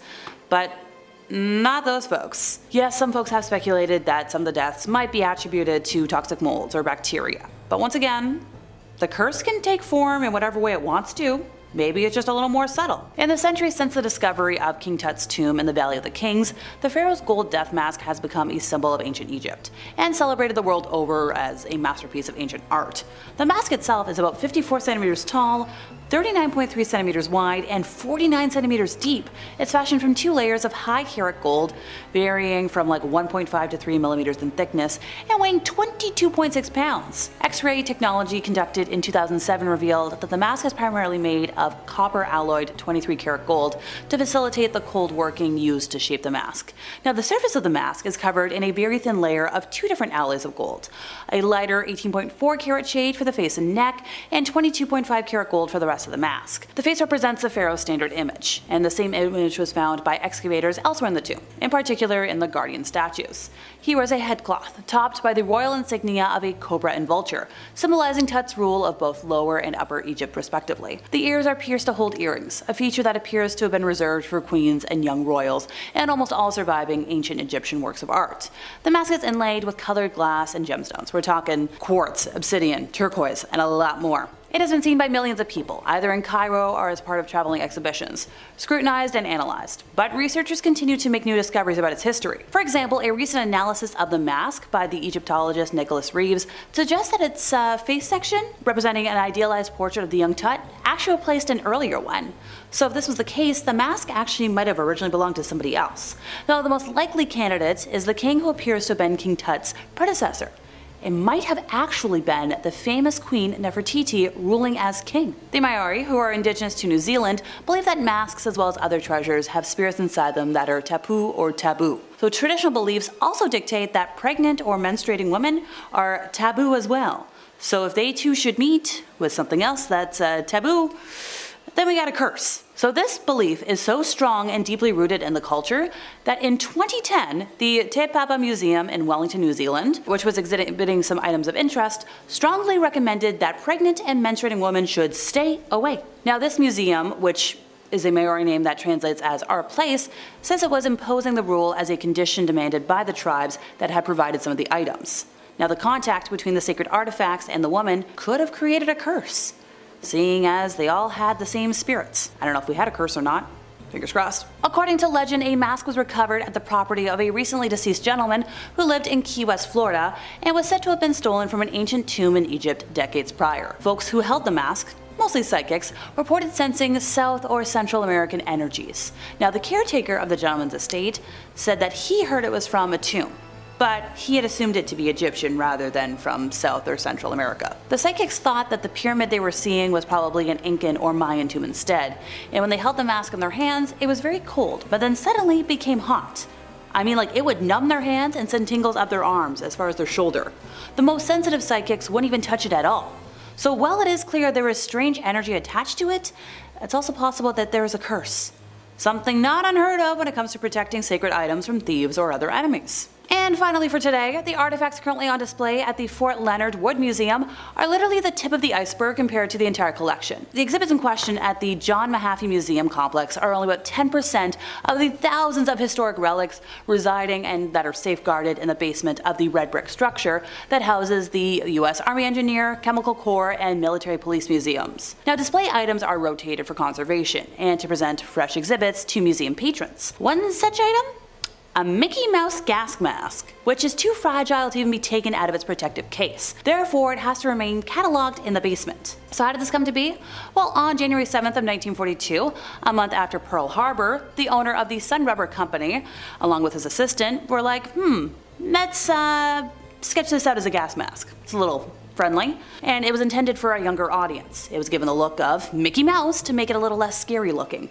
And this company went to produce a little over 8,000 of these gas masks, and they were given the E for excellence by the Army in 1944 because of it. The masks were never produced in sufficient quantity to be distributed en masse, and very few would survive the coming years. There's only a couple that exist today. It's pretty neat though. Right, so how was this place cursed? Allow me. So Fort Leonard Wood was deactivated in 1946 after the end of the mass extinction event. Now the military training demands brought about by the world conflict caused this place to spring back to life in August of 1950. Now it's no wonder that with all the soldiers, we're talking over 3 million folks who have passed through the gates of this place in the past 63 plus years, there's been a couple of ghost stories. One in particular dealt with the spectral residents of the small town of Blood Land. or Beeland for my sakes. It is a little known but established fact that the US government used the right of eminent domain to acquire most of the 71,000 acres to build Fort Leonard Wood. Now, the history of the post may have started with a modest groundbreaking ceremony, but the fact remains that the residents of many small towns and villages were forced to move from their homes to make way for this place. Now, according to local newspaper stories, a soldier named James Clown, yeah, you heard me right, was court-martialed and imprisoned for a year in 1942 after he was found intoxicated and unconscious while on guard duty. Now, he had been assigned to patrol a part of Fort Leonard Wood, which had been the previous location of Beeland.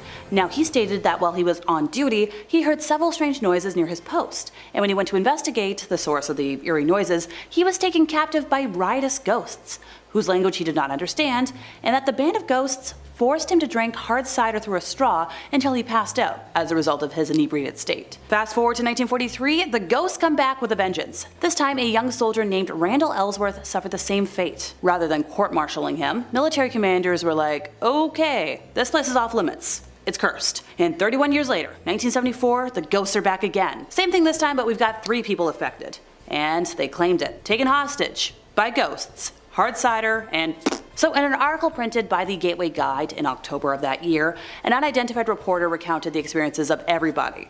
And when an author went looking for him, she contacted the newspaper and was like, hey, I'd like to know what's going on, but couldn't find it. So a husband and wife team of paranormal investigators claim the Raggedy Ann doll is possessed after CCTV footage showed it moving out of its display cabinet. Lee and Lindsay Steer, aged 37 and 52 respectively, who run the Museum of Haunted Objects from their home in Rotherham, South Yorkshire, said they have caught the doll on, CCTV footage flipping over their Ouija board table in the past. You're telling me that a large Raggedy Ann doll is causing problems with a Ouija board? Well then, I'm getting deja vu. Anybody else? They believe the doll is the cause of them nearly being in a car crash and having mysterious illnesses, which once led Lindsay being in hospital for a week, with doctors having no idea what caused it. So in the museum, Lindsay has also felt something grab her neck tightly and has seen things fly across the room with no logical explanation, which the full-time investigators believe could be because of their doll. Their doll is an identical copy of the cursed Annabelle doll, and they think it might be a conduit for a similar spiritual energy source. The doll was made in, well, the same factory, and since it looks exactly the same as Annabelle, which many paranormal believers think is possessed, the coincidences are there. Now, this specific doll was given to Lee and Lindsay in October of 2019, and on the 2-year anniversary of the couple owning the doll struck again. This is where the heavy Ouija table was hurled over, which was caught on footage, and Lee explained that the doll was sitting on a chair at the table. It's very solid and it's got a metal leg holding it up, so there's no way it would have just fallen over or collapsed. Somebody had put a little speaker on the table, walked away, and the next minute the table just collapsed. There's no logical explanation as to why that should have happened, and it was just the way this doll was staring straight at it. So after this, they decided to put their Raggedy Ann doll in a glass cupboard on a secure hook to avoid anything dangerous happening again. But they didn't put anything protective around it. No holy water, no tarot cards, no nothing. So on Halloween night, 2022 at about 3 a.m., the footage showed this Raggedy Ann stepping out of the display cabinet legs first. And that's the footage we have today. Lindsay explained she's in a glass cabinet. The door is really stiff, so you'd have to really pull it open. She shouldn't have fallen legs first because, well, her head's heavier than her legs. It looks as though in the footage that she started twisting her legs to come out first, stepping out, which isn't a natural way for a doll to fall. It's very, very bizarre.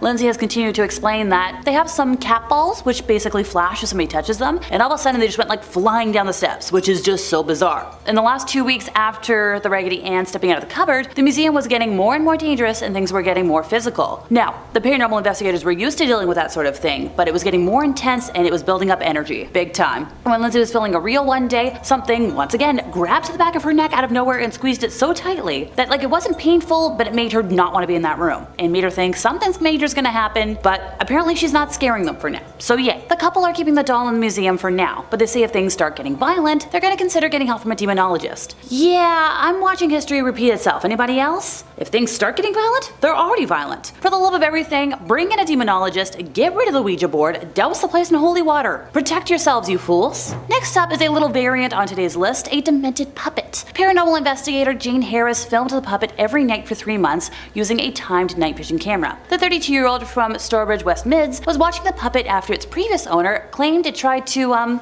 necklace him to death. The chilling footage shows the puppet's cross slowly moving upright and then crashing into a glass pane of the sealed box. Since receiving the puppet, it has been kept inside a container blessed by holy water and for extra safety and investigation accuracy. Which, good! Jane, who investigates haunted dolls for her company, HG Paranormal, said the cabinet has no doors, so you would have to physically lift all four sides and the base off to move it. For them, there was no point in faking evidence. It's only tricking yourself. This footage was real. The ultimate goal was to find out as much as they could about the spirit and then to try to understand why it's still there. Jane had been investigating spiritual attachments to haunted puppets for 17 years after training as a psychologist. She mentioned that the video evidence is real and more difficult for her to disprove than people believing they have had paranormal experiences from other haunted dolls. Now, the puppet's former owner, John, inherited the 1960s toy after his father's death and claims to have experienced minor haunting experiences. But they all built up to one evening where he believes the spirit attached to the puppet was, well, getting the life out of him. He mentioned that he had cleared out all of his dad's belongings apart from the puppet, which he left on the drawer by his bed for some reason, and that night he just couldn't sleep. He was wide awake in bed and thought he saw a shadow move from one side of the window to the other and was worried something was trying to scare him. But then without warning, his throat was very, very tight, and he's never had anybody's hands around his throat before, so it was really scary. And while he was struggling to breathe, he tried to wake his wife, but she wasn't waking up. When she did, he remembered looking straight at the puppet sitting on the drawers near the bed and realizing that was the source of the problem. John said the haunting experience began 2 weeks after inheriting the puppet, which he reluctantly kept because, well, it was one of his father's favorite possessions. He also started to have really bad headaches and feel dizzy, which at first he didn't really think could be because of the puppet, just, it happened. But once Jane took the doll away,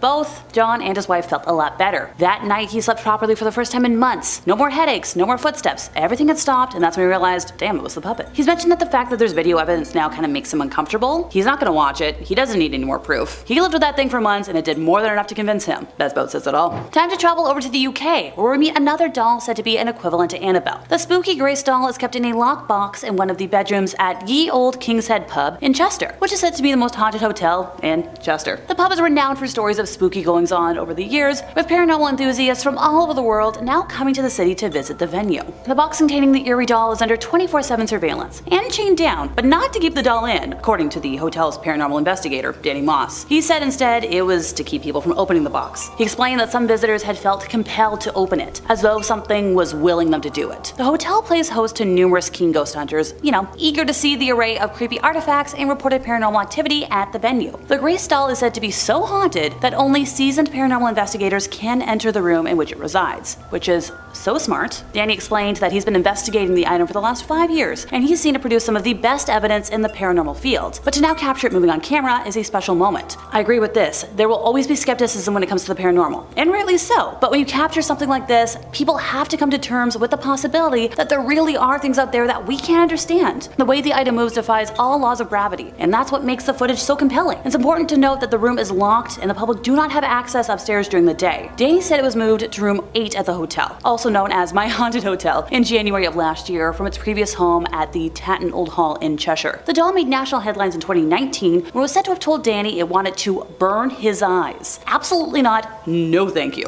Time to move on from stuffed nightmares and instead talk about a porcelain beauty. Could not me. Lee Roberts and Paul Stevenson were doing a practice live broadcast from the notorious poltergeist hotspot ahead of their scheduled Halloween visit. However, while filming themselves creep around the infamous 30 East Drive in Pontefract, West Yorkshire, they claim a doll in one of the bedrooms was used by a poltergeist or demonic force to scare them. The terrifying footage shows a porcelain doll named Victoria in her box with the lid on when they first go into the bedroom. Nice and chill, just hanging out. However, when they return moments later, the doll has moved and the lid is completely off and has been bent out of shape, leaving the pair then checking the house for an intruder in panic. They mention that there's definitely a dark presence, and sadly, it could be a demonic one. The house was the site of one of Britain's most notorious alleged hauntings when the Pritchard family was subjected to years of torment by the so-called Black Monk of Pontefract. Mr. Roberts believes the Black Monk is a dark spirit, possibly demonic, who used Victoria to scare the ghost hunting duo into not returning on Halloween. The doll was apparently originally found in the attic of the house, but here's the kicker. Nobody knows where she came from or who she belonged to. The box actually has a warning on it saying that if you wish to look at Victoria, you should not take her out of the box and always cover her back up. And once again,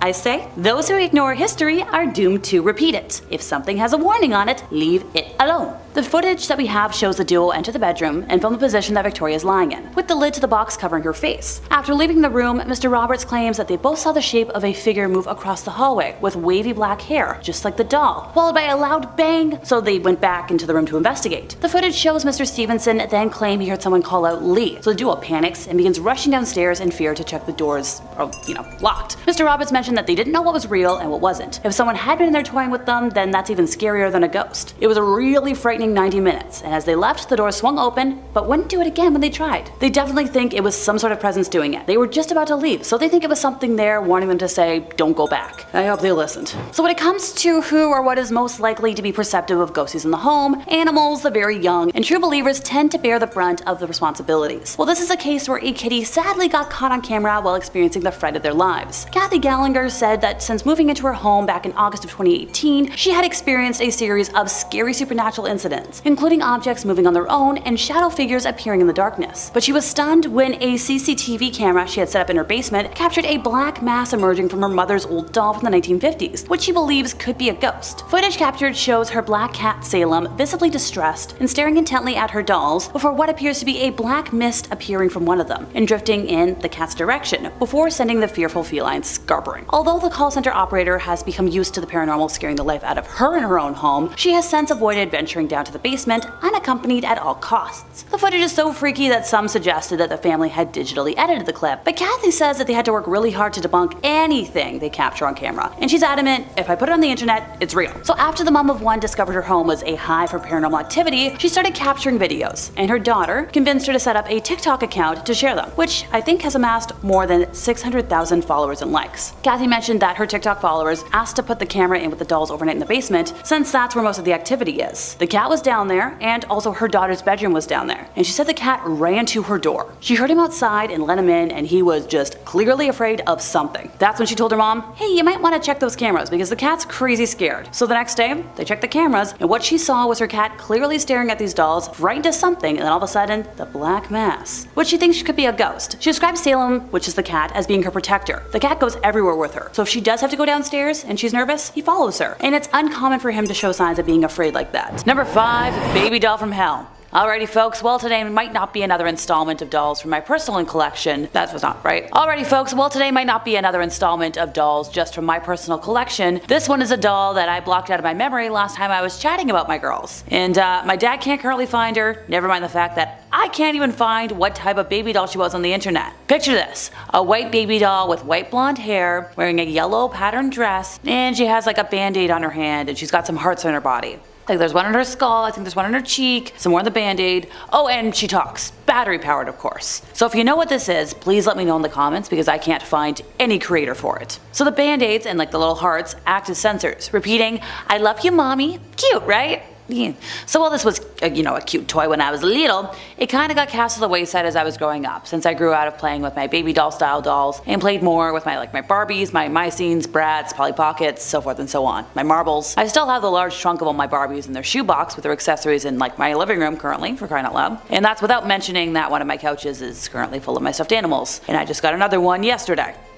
When I was in high school though, I think my mom moved the baby doll from my playroom into my bedroom into an attempt to decorate in her style or something similar. She lived in one of the cubbies above my bed, next to my stuffed, farm Barney plush and my stuffed lion, and also next to the cubby with whatever books I was reading at the time. Look, my childhood bedroom looks like a library, and that's to say the least. Well, as luck would have it, one day I was picking her up to dust around her and she started making noise. I love you, mommy.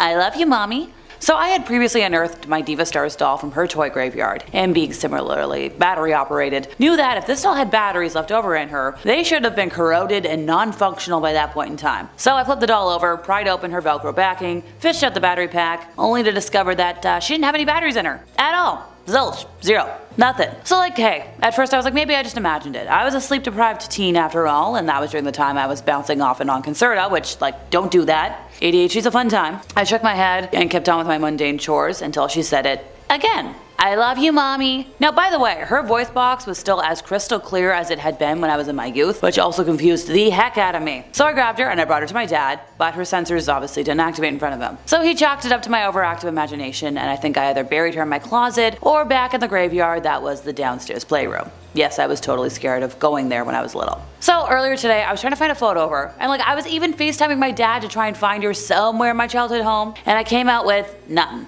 Which leads me to the conclusion that she's waiting somewhere in the ether, just plotting a revenge, or I don't want to think about otherwise. If she shows up at my place later, check my Instagram, you'll know. Number 4, Annabelle. So Donna and Angie were student nurses and good friends who had decided to room together while in school, and for Donna's 28th birthday, her mom had gifted her a very large Raggedy Ann doll, something she was thrilled about. Hey, personally, I'd be the same way. I'd be like, yes, gimme. Let the record show, Christmas is coming. I am always down to accept more dolls, plushies. Can't go wrong. So soon after adopting the precious doll, Donna started to notice some weird behavior. She would leave Annabelle on her bed every morning behind her locked bedroom door, seeing her the same way with her arms and legs crossed, and would come home at night to the rag doll having moved rooms and in positions that just weren't possible. She described a few instances of the doll kneeling, and speaking from experience, stuffed dolls can't kneel without falling for more than a few seconds. Now Donna and Angie then started finding notes left throughout the apartment, written on parchment paper in red pen. 2 things they didn't own. When Donna's boyfriend Lou started criticizing the doll, unexplainable handprints and scratches began appearing on his body. And that's when the girls made the decision to call a priest, who then brought in the Warrens. Oh, and before that they also brought in a medium who did a seance. That's how we got the name Annabelle. So the Warrens were able to calm down the entity enough to remove her from the house, place her in the backseat of their vehicle, and Ed decided it was safer to avoid traveling on the interstate in case the entity hadn't really been separated from the doll. And what do you know? Ed Warren was correct. In no time at all, Ed and Lorraine felt themselves the object of a vicious hatred. At every single curve in the road, their new car, by the way, began to stall, causing the power steering and brakes to fail. Repeatedly, this car was verging on collision. The 3rd time the car stalled along the road, Ed reached into his black bag, took out a vial of holy water, and threw it onto the rag doll, making the sign of the cross over it. Thankfully, the disturbance in the car stopped immediately, allowing the Warrens to get home safely. Now, for the next few days afterwards, Ed sat the doll in a chair next to his desk, and the doll levitated a number of times in the beginning, but would seem to just sort of fall inert. During the following weeks, however, it began showing up in various rooms of the house. When the Warrens were away and had the doll locked up in the outer office building, they would often return to find it sitting comfortably upstairs in Ed's easy chair when they opened the main front door. It also became apparent that Annabelle hated priests and assorted clergymen. During the follow-up process on the case, it was necessary for the Warrens to consult the priests associated with the incident in the young, nurse's apartment. Now, returning home alone one evening, Lorraine was terrified by loud, rolling growls that reverberated throughout the house. And later throughout the night, when she was listening to the playback on the telephone answering machine, there were back-to-back calls from now a Father Hegan. Now, between his 2 calls was the incredible growling noises that she'd heard earlier in the house. On a different day, Father Jason Bradford, a Catholic exorcist, had been working with Ed and asked about, the new addition to the office, Annabelle.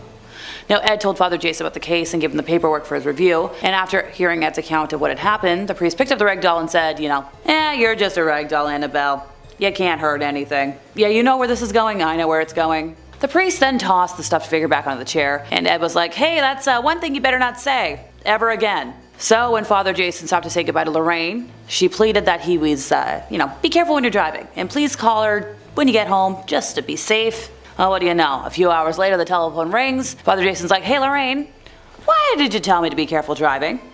And she's like, well, your car's going to go out of control and you're going to have an accident. He's like, well, you were right. The brake system failed and I was almost killed in a traffic accident. My car's a wreck. Oh, this isn't the only instance of, Annabelle having her time. I know of one instance where a young man and his girlfriend were visiting the Warrens Museum, and he threatened Annabelle by saying, hey, Annabelle, do your worst. Well, when he and his girlfriend left that day on his motorbike, they wound up in an accident. The young man sadly didn't survive, and his girlfriend was left in critical condition. I repeat, respect dolls, especially those with spirits attached. Please. Number 3, Leica Chan. So the Leica Chan doll, a popular counterpart to the, ever so famous Barbie, was so beloved in Japan that the manufacturer set up a phone line for eager young folks to call and chat with the doll herself. Or, well, they thought they were. Rumors began circulating that some little ones reported hearing unsettling messages from Leica Chan, such as, I'm coming to your house to kill you.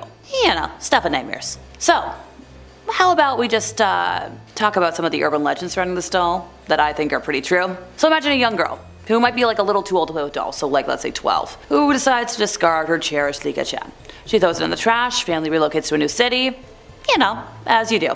Well, doll didn't leave her alone. One day when returning home from school, the girl answered a phone call from an eerie voice claiming to be Leica Chan, who ominously stated, "I'm on the rubbish dump. I was abandoned but I'm coming home." The girl originally dismissed it as a prank, but she got a little nervous when she got more phone calls. Now the final phone call chilled her to the core when the voice claimed, "I'm outside your house.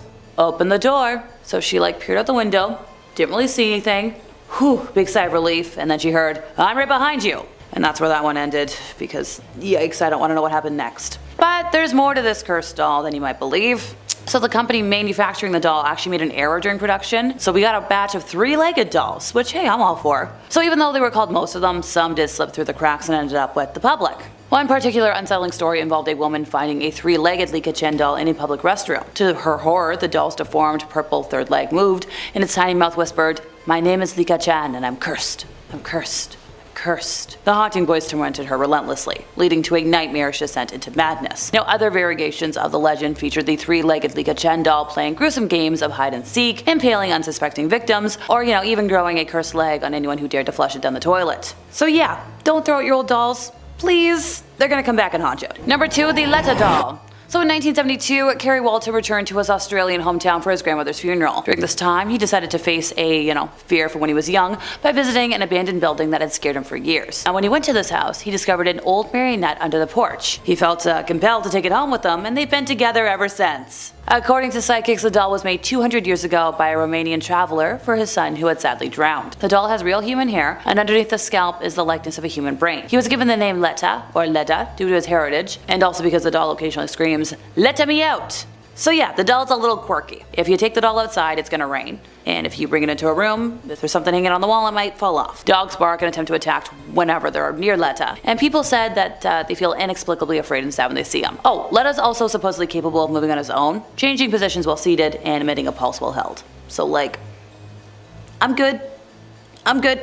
Number 1, Robert the Evil Doll. Probably the most, other than Annabelle, the most famous doll on today's list. So for starters, this one only looks vaguely human. His nub of a nose looks like a pair of pinholes, and he's covered in brown little marks, kind of like scars. His eyes are beady and black, and combined with his malevolent smirk, he's terrifying to look at. Clasped in his lap, he's holding his own toy. The doll originally belonged to Robert Eugene Otto, an artist described as eccentric, but what artist isn't?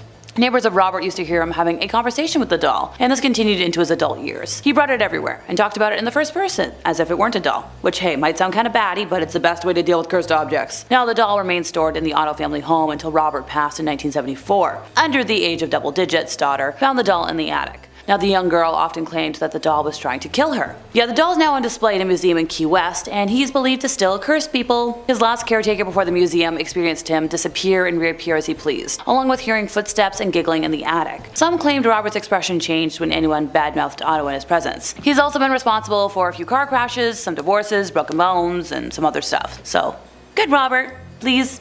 I don't need to be cursed. The Devil's Bible, also known as the Codex Gigas. Our first stop takes us to the 13th century to the Codex Gigas, also known as the Devil's Bible. Now, this massive manuscript, measuring 92 centimeters tall and 50 centimeters wide, contains a collection of texts, including the Old and New Testaments, as well as various apocryphal works. Now, according to legend, the scribe who created the Codex Gigas made a pact with the devil to complete the manuscript in a single night. As the story goes, the scribe succeeded, but at a terrible cost. His soul was forever bound to the book. The Codex Gigas is a compilation of various texts, including the Old and New Testaments, the work of Flavius Josephus, the work of Isidore of Sellville, medical texts, including the works of Galen, and a collection of spells. Now, incantations, also magical formulas. According to legend, the Codex was created by a monk named Herman the Recluse, who was said to have made a pact with the devil in order to complete the manuscript in one single night. Like I mentioned a minute ago, the story goes that Herman was unable to complete it on his own, so he called upon the devil for assistance. The devil agreed to help Herman, but at the cost of his soul. The Codex is currently housed at the National Library of Sweden in Stockholm, where it is considered one of the library's most valuable and famous holdings. The manuscript is in relatively good condition, considering its age, and is still bound in its original leather cover. The Codex Gigas had a significant significant influence on Western culture, particularly in the realm of literature and art. Now, the manuscript's depiction of the devil has been, reproduced and parodied countless times, and its legend has inspired numerous works of fiction and art. Number 2, the Picatrix. Now, next we travel to the 11th century, to the realm of Islamic mysticism, where we find the infamous Picatrix. Now, this ancient grimoire, written in Arabic, contains a collection of magical rituals and incantations. The Picatrix is said to hold the secrets of the occult, and those who dare to read its pages are believed to be cursed by the devil himself. One legend tells of a powerful sorcerer who, after mastering the Picatrix, was consumed by an insatiable lust for power, ultimately leading to his downfall. Now, the Picatrix contains a wide range of magical and occult knowledge, including astrological tables and charts, instructions for creating magical talismans and amulets, recipes for magical potions and elixirs, techniques for divination and scrying, and rituals for invoking spirits and demons. The Picatrix has been translated into several languages, including Latin, Spanish, and English. The most well-known translation is the Latin version, which was produced in the 15th century. Now, in recent years, several modern editions of the Picatrix have been published, including a critical edition of the Arabic text and an English translation. The Picatrix has been the subject of several controversies and criticisms, including accusations of promoting black magic and demonic invocation, criticisms of the text's perceived misogyny, and debates as well over the text's authenticity and historical accuracy. Despite these controversies, the Picatrix remains a significant and influential text in the history of Western spirituality. Number 3, the Book of Abramelin. In the 15th century, a Jewish Kabbalist named Abraham von Worms penned the Book of Abramelin, a mystical text that promised to reveal the secrets of the universe. However, this book came with a terrible warning. Those who attempted to follow its instructions would be cursed by the devil. One story tells of a young man who, after reading the book, became obsessed with the occult, eventually losing his mind and his soul to the devil. The book is perhaps the most famous for its description of the Abramelin operation, which is a complex and demanding ritual that aims to attain spiritual enlightenment and communicate with the divine. Now, the Book of Abramelin has had a significant influence on Western occultism, particularly in the areas of ceremonial magic and thuggery. Now, the text has been studied and used by numerous occultists and magicians, including Aleister Crowley, who considered it one of the most important magical texts of all time. Number 4, the Goetia. The Goetia, also known as the Lesser Key of Solomon, is a 17th century grimoire that contains a collection of demonic seals and incantations. This book is said to hold the power to summon and control demons, but at a very terrible cost. According to legend, those who dare to use the Goetia will be cursed by the devil and forced to endure a lifetime of torment and suffering. One story tells of a young woman who, after using the Goetia to summon a demon, was driven mad by the entity's constant whispers in her ear. The Goetia lists 72 demons, each with their own unique powers and attributes. Some of the better known demons are Asmodeus, the demon of lust and desire, Beelzebub, I'm pronouncing that right, the demon of flies and disease, Azazel, the demon of sacrifice and scapegoating, and Belial, the demon of deceit and corruption. The Goetia has been accused of promoting black magic and demonic invocation, but despite these claims, it does remain a very significant and influential text in the history of Western occultism. Number 5, the Grimoire of Pope Honorius. Now, this 17th century grimoire attributed to Pope Honorius III is said to contain a collection of magical rituals and incantations. However, this book is believed to be cursed by the devil, and those who dare to read its pages will be forever changed. One story actually tells of a young priest who, after reading the Grimoire of Pope Honorius, became obsessed with the occult, eventually even losing his faith and soul to the devil. The Grimoire of Pope Honorius has caused a lot of controversy, particularly among Catholic scholars and theologians. Now, the text attribution has been disputed, with some arguing that the text is a forgery or a hoax. Now, despite these theories, the text has been studied and used by numerous occultists and magicians, including Aleister Crowley as well. Number 6, the Book of the Secret of Secrets. This ancient text, attributed to the medieval alchemist Raza, is said to contain the secrets of alchemy and the occult. However, this book is believed by some to be cursed by the devil, and those who attempt to follow its instructions will be met with disaster and tragedy. Now, the Book of the Secret of Secrets has been the subject of a lot of criticism and controversy, particularly among scholars who have questioned, the authenticity and historical accuracy. Some have even argued that the text is a forgery or just actually a compilation of earlier sources. Number 7, the Key of Solomon. This ancient grimoire attributed to King Solomon is said to contain a collection of magical seals and incantations. However, this book is believed to be cursed by the devil, and those who use its power will be met with terrible consequences. There are 2 main versions of the Key of Solomon. One, the Clavicula Salomonis, or the Key of Solomon, which is the most well-known and widely used version, and 2, the Lemmigeton, or the Lesser Key of Solomon, which is a shorter and more concise version. In recent years, the Key of Solomon has been reinterpreted and recontextualized by modern scholars, and some have seen the text as just a source of inspiration for chaos magic and other forms of modern occultism. Number 8, the Book of Lies. This ancient text attributed to the medieval occultist Aleister Crowley is said to contain a collection of mystical and magical teachings. However, this book is believed to be cursed, again, by the devil,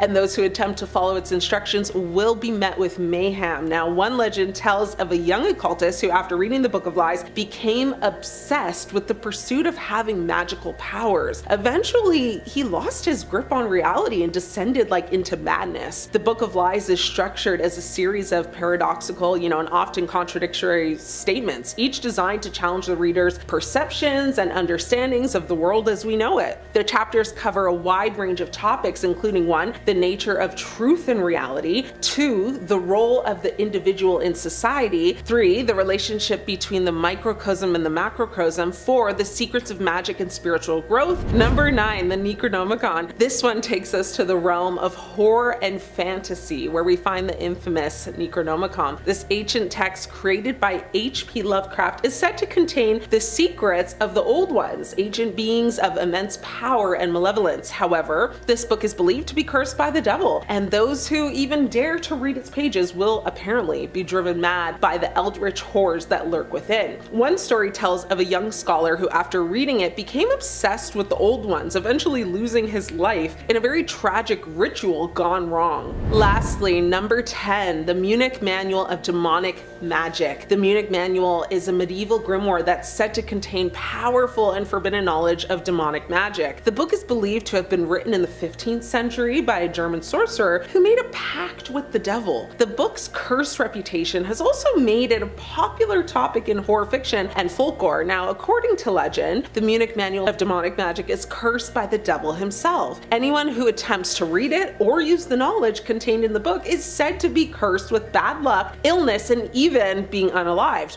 Whether or not you believe in the supernatural, these stories serve as a reminder of the power of knowledge and the dangers of delving too deep into the mysteries of the unknown. Jarrett and Sable Holt, a brother and sister YouTube duo from Los Angeles, decided to try dark web unboxing videos after watching some other ones here on the YouTube, and were like, why not? Jarrett told a news agency I always thought it was something that you shouldn't be doing, but I guess that didn't stop him. He was like, well, it sparked in our imaginations. So we thought, why don't we just do this? I know people have ordered different boxes from Amazon and eBay and stuff. I was like, alright, let's see what we can get from the dark web. So the pair handed over $1,000 USD worth of Bitcoin. Don't worry, apparently they bought their Bitcoin ages ago. They really only lost 150 of their own money. Allegedly. And they handed all of this over to an unknown seller on a dark web marketplace, so probably Silk Road. They gave them their postal address, yikes, and about 6 weeks later, a package showed up on their doorstep. Folks, this is where you get stuff sent to a shipping center. Don't be giving that stuff out on the internet. He was like, we took it in the house and we were like, let's make a video about this. Now at the time, obviously they were nervous and they were like, I don't know about this. Yeah, for safety, once again, don't give out your address. They were just hoping it wasn't gonna be body parts or anything. Well, you would have smelt it before you saw it. So inside the box they found Uno cards, a shoe, an unidentified foul-smelling bag, a comb with hair in it, a Jennifer license plate, some jewelry, and other items covered in mysterious white powder. And the video, revealing all of this in just 20 minutes, has over 500,000 hits. Just gonna go back on the mysterious white powder. Sure, it could be just baby powder, but it could also be anthrax, something else super harmful. Should have had gloves on. So why should people be wary of these cursed boxes if they are indeed real? Well, one tech expert says he's seen similar things lurking around the dark web, and he's like, yeah, this could be dangerous. So Jonathan Pace, PhD, a postdoctoral fellow in the Digital Civil Society lab at Stanford University, was like, yeah, all black market activity is hazardous. Mystery boxes symbolize the regulatory problems of the dark web. It is supremely difficult for state institutions to identify users online, to take down dark web markets, and to regulate the movement of contraband, both online and offline. So on Silk Road, vendors often include free surprise samples in their packages. Why? Well, they want to get repeat customers. Now, these are usually banned substances, so if you're gonna buy like LSD, you're gonna get a free e-pill. But mystery boxes can have toxic substances, poorly made weapons, bad pieces of fake ID. And if these boxes are filled with leftover inventory, it's a good chance you're getting bottom of the barrel contraband that failed to sell on its own. So like, yeah, substances again, weapons, fake ID, digital tools, these are common objects of exchange on the dark web because they're easy to ship, which gives rise to a culture of stealth packaging on, well, everything. So then you've got like small band capsules that are hidden in resealed candy wrappers, tampon boxes, other distracting containers. Weapons are broke down and sent part by part. Why? Well, it exploits a loophole in American postal law that allows replacement parts to be shipped without a permit. Fake ID? Envelopes. Digital tools, hacking manuals. No. On, the black market, transportation is the name of the game, and I don't want to see any of that on my doorstep. No thank you. No thank you. If we're talking YouTubers that bought a dark web box, Joseph Widner was one. So he filmed himself pulling out 2 creepy dolls and a clear Ziploc bag containing a red covered screwdriver. Yeah, it appeared to be covered in humid redness and locks of hair. And this is where I'm like screaming biohazard, because that should have stayed somewhere else. Now this is probably where you're like, okay, where's more details? Well, there aren't any. Joseph and his content seem to have completely disappeared from the internet, outside of compilations of dark web boxes and a couple of news articles. Now, there could be a number of reasons why, ranging from a silly YouTube strike, guidelines violation, which is easier than you think, and then there's some out there theories, like full disappearance, government cover-up. My money? Wanting to be a recluse and vanishing from a dark web reputation, threats from either the government or dark web sellers, or guidelines issues, because there's a reason folks on the internet talk in riddles. You gotta play by the rules, or else game over. So you'll notice today I tend to mention a lot more people or points instead of just one-off boxes, because, well, there's just a lot of influencers out there that specialize in mystery boxes, especially from the dark web, and none of them should have ever been opened in the first place or bought. There's so many risks. Now, it's kind of hard to separate the real boxes from scams, and there's a fellow that tends to share that mindset, known as Shoria. They claim after seeing lots of videos on dark web boxes out in the world that were really fake and scripted, he was like, okay, let's get a real one. So nowadays he actually specializes in unboxing content, and apparently he orders all these boxes to a P.O. box for safety, which, green flag number 1 today. Most of his recent content, as of the time of this, seems to be very dark web based, so be like some experts. Whether these boxes are genuinely bought on the dark web or just cobbled together by a creator, I still don't think they should be opened online. Like, ugh. To quote another popular YouTuber, Hindy's Darkest Facts, I'm glad you don't believe in it, because the less curious you are, the more safe you are. Getting into the dark web is just a slippery slope of awfulness. Hindy's Darkest Facts, by the way, actually had to move houses due to safety concerns after a stalker from Discord sent him a necklace, which was a triangle shape, and the amount of information that was known about this guy was scary. During an interview, a journalist asked him, like, have you ever called the police? And he's like, nope. If you ever see this on the internet, just know that things are bad. Now he's like, if you're calling the cops for a dark web box video, not a good idea, because, well, you did that to yourself. But still, just don't do it. And finally for today, TikTok's Red Mask, or at least Mask Red, is currently reaching up to 16.2 million views for a single video on his dark web unboxing page. So, he wears a black mask and stares into the camera silently as he opens a lot of boxes, which, don't do it. Some things are mundane. Phones, fake Rolexes, USBs, and sure, on the surface, Coke cans, iPhones, prime drinks, it's just ordinary things you can widely purchase anywhere. But then you've got iPhones with strange photos and phone numbers, and then things just get disturbing. There's tins that appear to contain Yahtzee medals. There's a bottle with a written address attached. There's a haunted doll. All things that should not be unleashed on the world. Now apparently this doll got thrown out almost immediately because Buddy thought there was like a tracker or a small camera, which that means it's gonna go haunt another family. Apparently these packages get delivered to secure drop-off points. And when this guy opened the doll, he had the feeling somebody was watching him the whole time. So he took a different route home just to be sure nobody was following, which creepy dolls tend to do that. Objects filled with beans are a common theme of the purchases made by Red Mask. including a Starbucks drink, a Coke can, a coconut, and I don't know, just all of this suggests that a trip to the web's darker side gives different results. There's bottles brimming with hot dogs, taped up devices. Apparently this guy started dabbling in the dark web back in 2015, intrigued after reading about people's experiences online. And he's like, yeah, it's the Wild West, because you can get anything and everything. Some of it's scams, some of it's never gonna arrive, because who are you gonna report it to? It's not like you can just leave a Google review. If you didn't know, by the way, the dark web is like a hidden part of the internet, unless you've got a specific browser. Like, you have to have, I think it's a Tor browser, and that's the only way you can get these .onion links to find the dark web. So you already have to jump through all these hoops that are kind of scary, not great. And there's no like dark web Google, by the way. Yes, there are search engines, but you actually have to find the search engine first. And you have to have the right link to find the search engine. And all these sites, technically illegal. So you shouldn't be breaking the law by buying a box of crap. Now, Red Mask's first experiences of the dark web were through a friend who ordered like goods. They arrived wrapped in socks, and he's like, oh look, it's so accessible, it's so simple, it's so tame. And he was like, okay, why not, I'll do it. So in 2022, he was like, yeah, let's go on the dark web, order some boxes of stuff. Apparently he got a letter from somebody claiming to be his birth mother. It had details about him that not just anybody would know. And this is just after the guy's buying random boxes. He's like, oh, they don't want to get in contact, they just want to keep an eye on me. And this letter was delivered to his actual home address. Yeah, not a P.O. box, not a special delivery site, his home address. Apparently there's stuff that he can't even show on social media, which, once again, folks, don't do it. Don't bother. In 5th place, we have Ed's paintings. So long before they were famed ghost hunters investigating the Amityville horror and featured in films such as The Conjuring, Ed and Lorraine had a much different hobby.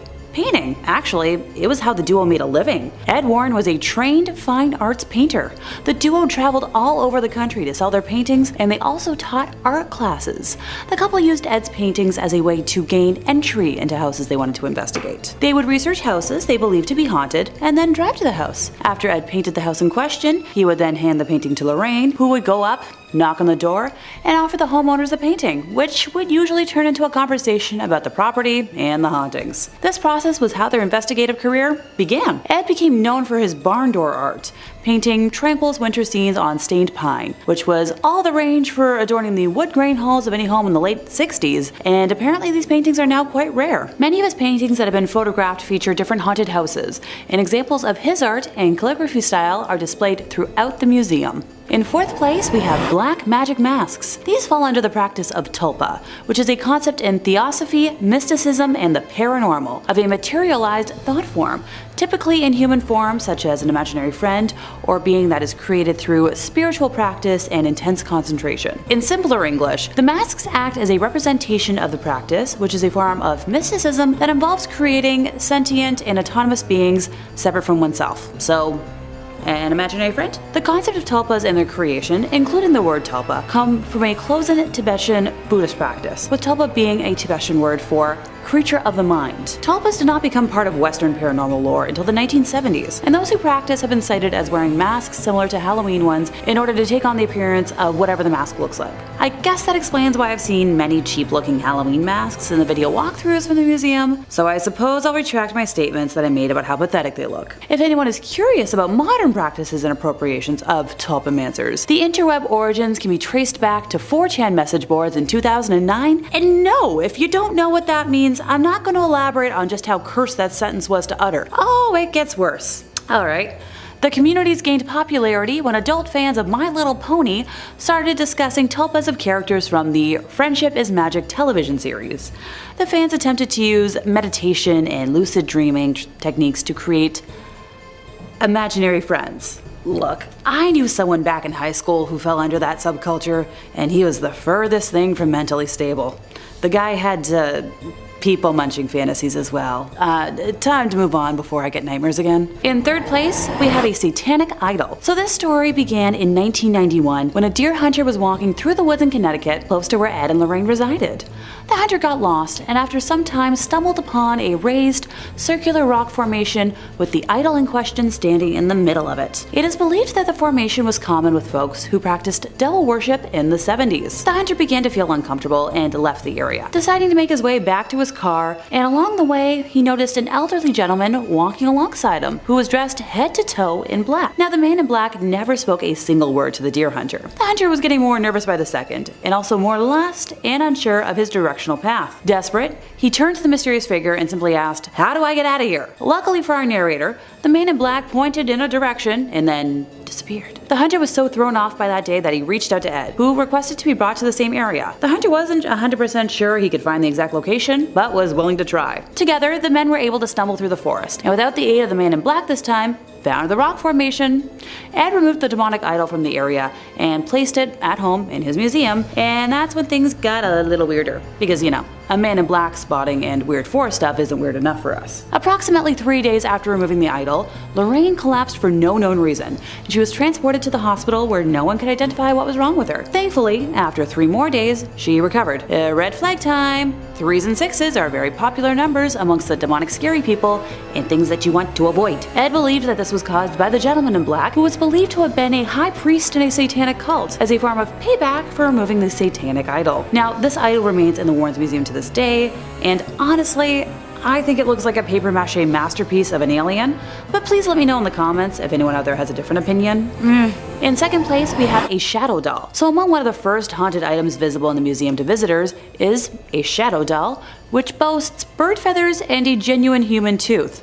Unlike the other dolls included in the museum, I'd consider this creature more of a sculpture. Ergo, why she made her way to my list today. Also, she's just overall terrifying to look at. I'm calling it now. She better join the TV universe soon. So a shadow doll is a statue or deity of sorts that is made specifically for harm and to be used at the center of curses. I happen to know the steps for the most common curse, and while I'll leave out a step for safety, yes, I promise I'll elaborate. So the caster would first need to take a picture of the doll, write a curse on the back of the photo, and then send it to whomever the curse is aimed for. The person who receives the picture with the curse will sadly invite that curse into their lives. I'm thinking, oh, totally forgot. The doll will also appear in that person's dreams. While not too much is known about the origins of this specific doll, it was initially purchased in a vintage store under the assumption that it was, simply an antique. I have a couple of antique dolls myself, and I'm shuddering to think about what they would do if activated by any kind of curse. They've already got enough of a personality. Thanks. In our first place, we have a copy of Crying Boy. So when Bob Smith was a young child in the 70s, he became fascinated by a painting in his grandmother's house. The painting was a cheap print of a well-known piece and was hung on the living room wall. The photo depicted a boy who was a similar age to Bob, and for some reason, looked sad and downcast, with tears brimming from his troubled eyes. A few years after the painting went up on the wall, there was a devastating kitchen fire in the house. While the kitchen was destroyed, the rest of the house was undamaged. The painting was eventually sold in a garage sale to Ed Warren himself. For years it puzzled Bob why his grandmother got rid of the painting, until he read a series of articles about a cursed painting. Yep, that painting was The Crying Boy. That's the title of the painting. The Crying Boy was one in a series of paintings by artist Giovanni Bragolin that was completed in the 1950s. The series depicted young, teary-eyed younglings. While it may seem strange to want an image of a weeping child on your wall, the pictures proved popular all over the world. For example, in the UK alone, over 50,000 copies were sold. The children represented were often poor and very beautiful. In total, Giovanni painted over 60 paintings, and up until the early 80s, prints and reprints of his images continued to be mass-produced. In 1985, the most popular tabloid newspaper in the United Kingdom printed a story that caused panic and ended the popularity of his work. The Sun published an article entitled Blazing Curse of the Crying Boy, describing the terrible experience of May and Ron Hall after their home was destroyed by fire. The cause of the fire, much like Bob's grandmother's, was a greasy pan that overheated and burst into flames. The fire spread rapidly and destroyed everything on the ground floor of the home. Only one item remained intact: print of the crying boy on their living room wall. Distraught at their loss, the devastated couple made the bizarre claim that the painting was cursed, and it, not the pan, was the cause of the fire. Now, this tale probably would have disappeared into the archives of strange and mysterious stories, except for one, tiny thing. A firefighter claimed that he had attended at least 15 house fires where everything was destroyed except for prints of the crying boy, which would remain completely intact. So before long, this gathered momentum,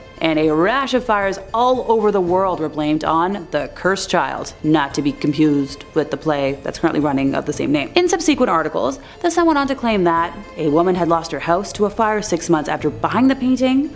2 sisters had fires in their homes after buying a copy of the painting, when one sister even claimed to have seen her painting sway backwards and forwards on the wall while it was happening. A concerned woman on the Isle of Wight attempted to burn her painting without success, and then went on to suffer a run of very bad luck. A gentleman in Nottingham who possessed a print of the painting lost his home, and his family was injured. A pizza parlor got destroyed, including every painting on their walls, except for the crying boy. When the Sun reported that even rational firefighters refused to have a copy of this painting in their homes, the reputation of the crying boy was damned forever. In all these cases, and many more that were reported, paintings of the crying boy went unharmed. Eventually, there was an image of a crying child by any artist in a house that went on fire. Now, some folks claimed that they experienced bad luck if they attempted to destroy or even get rid of the paintings, while others were convinced that it was only a matter of time before disaster struck them. The Sun eventually offered the frightened public a solution.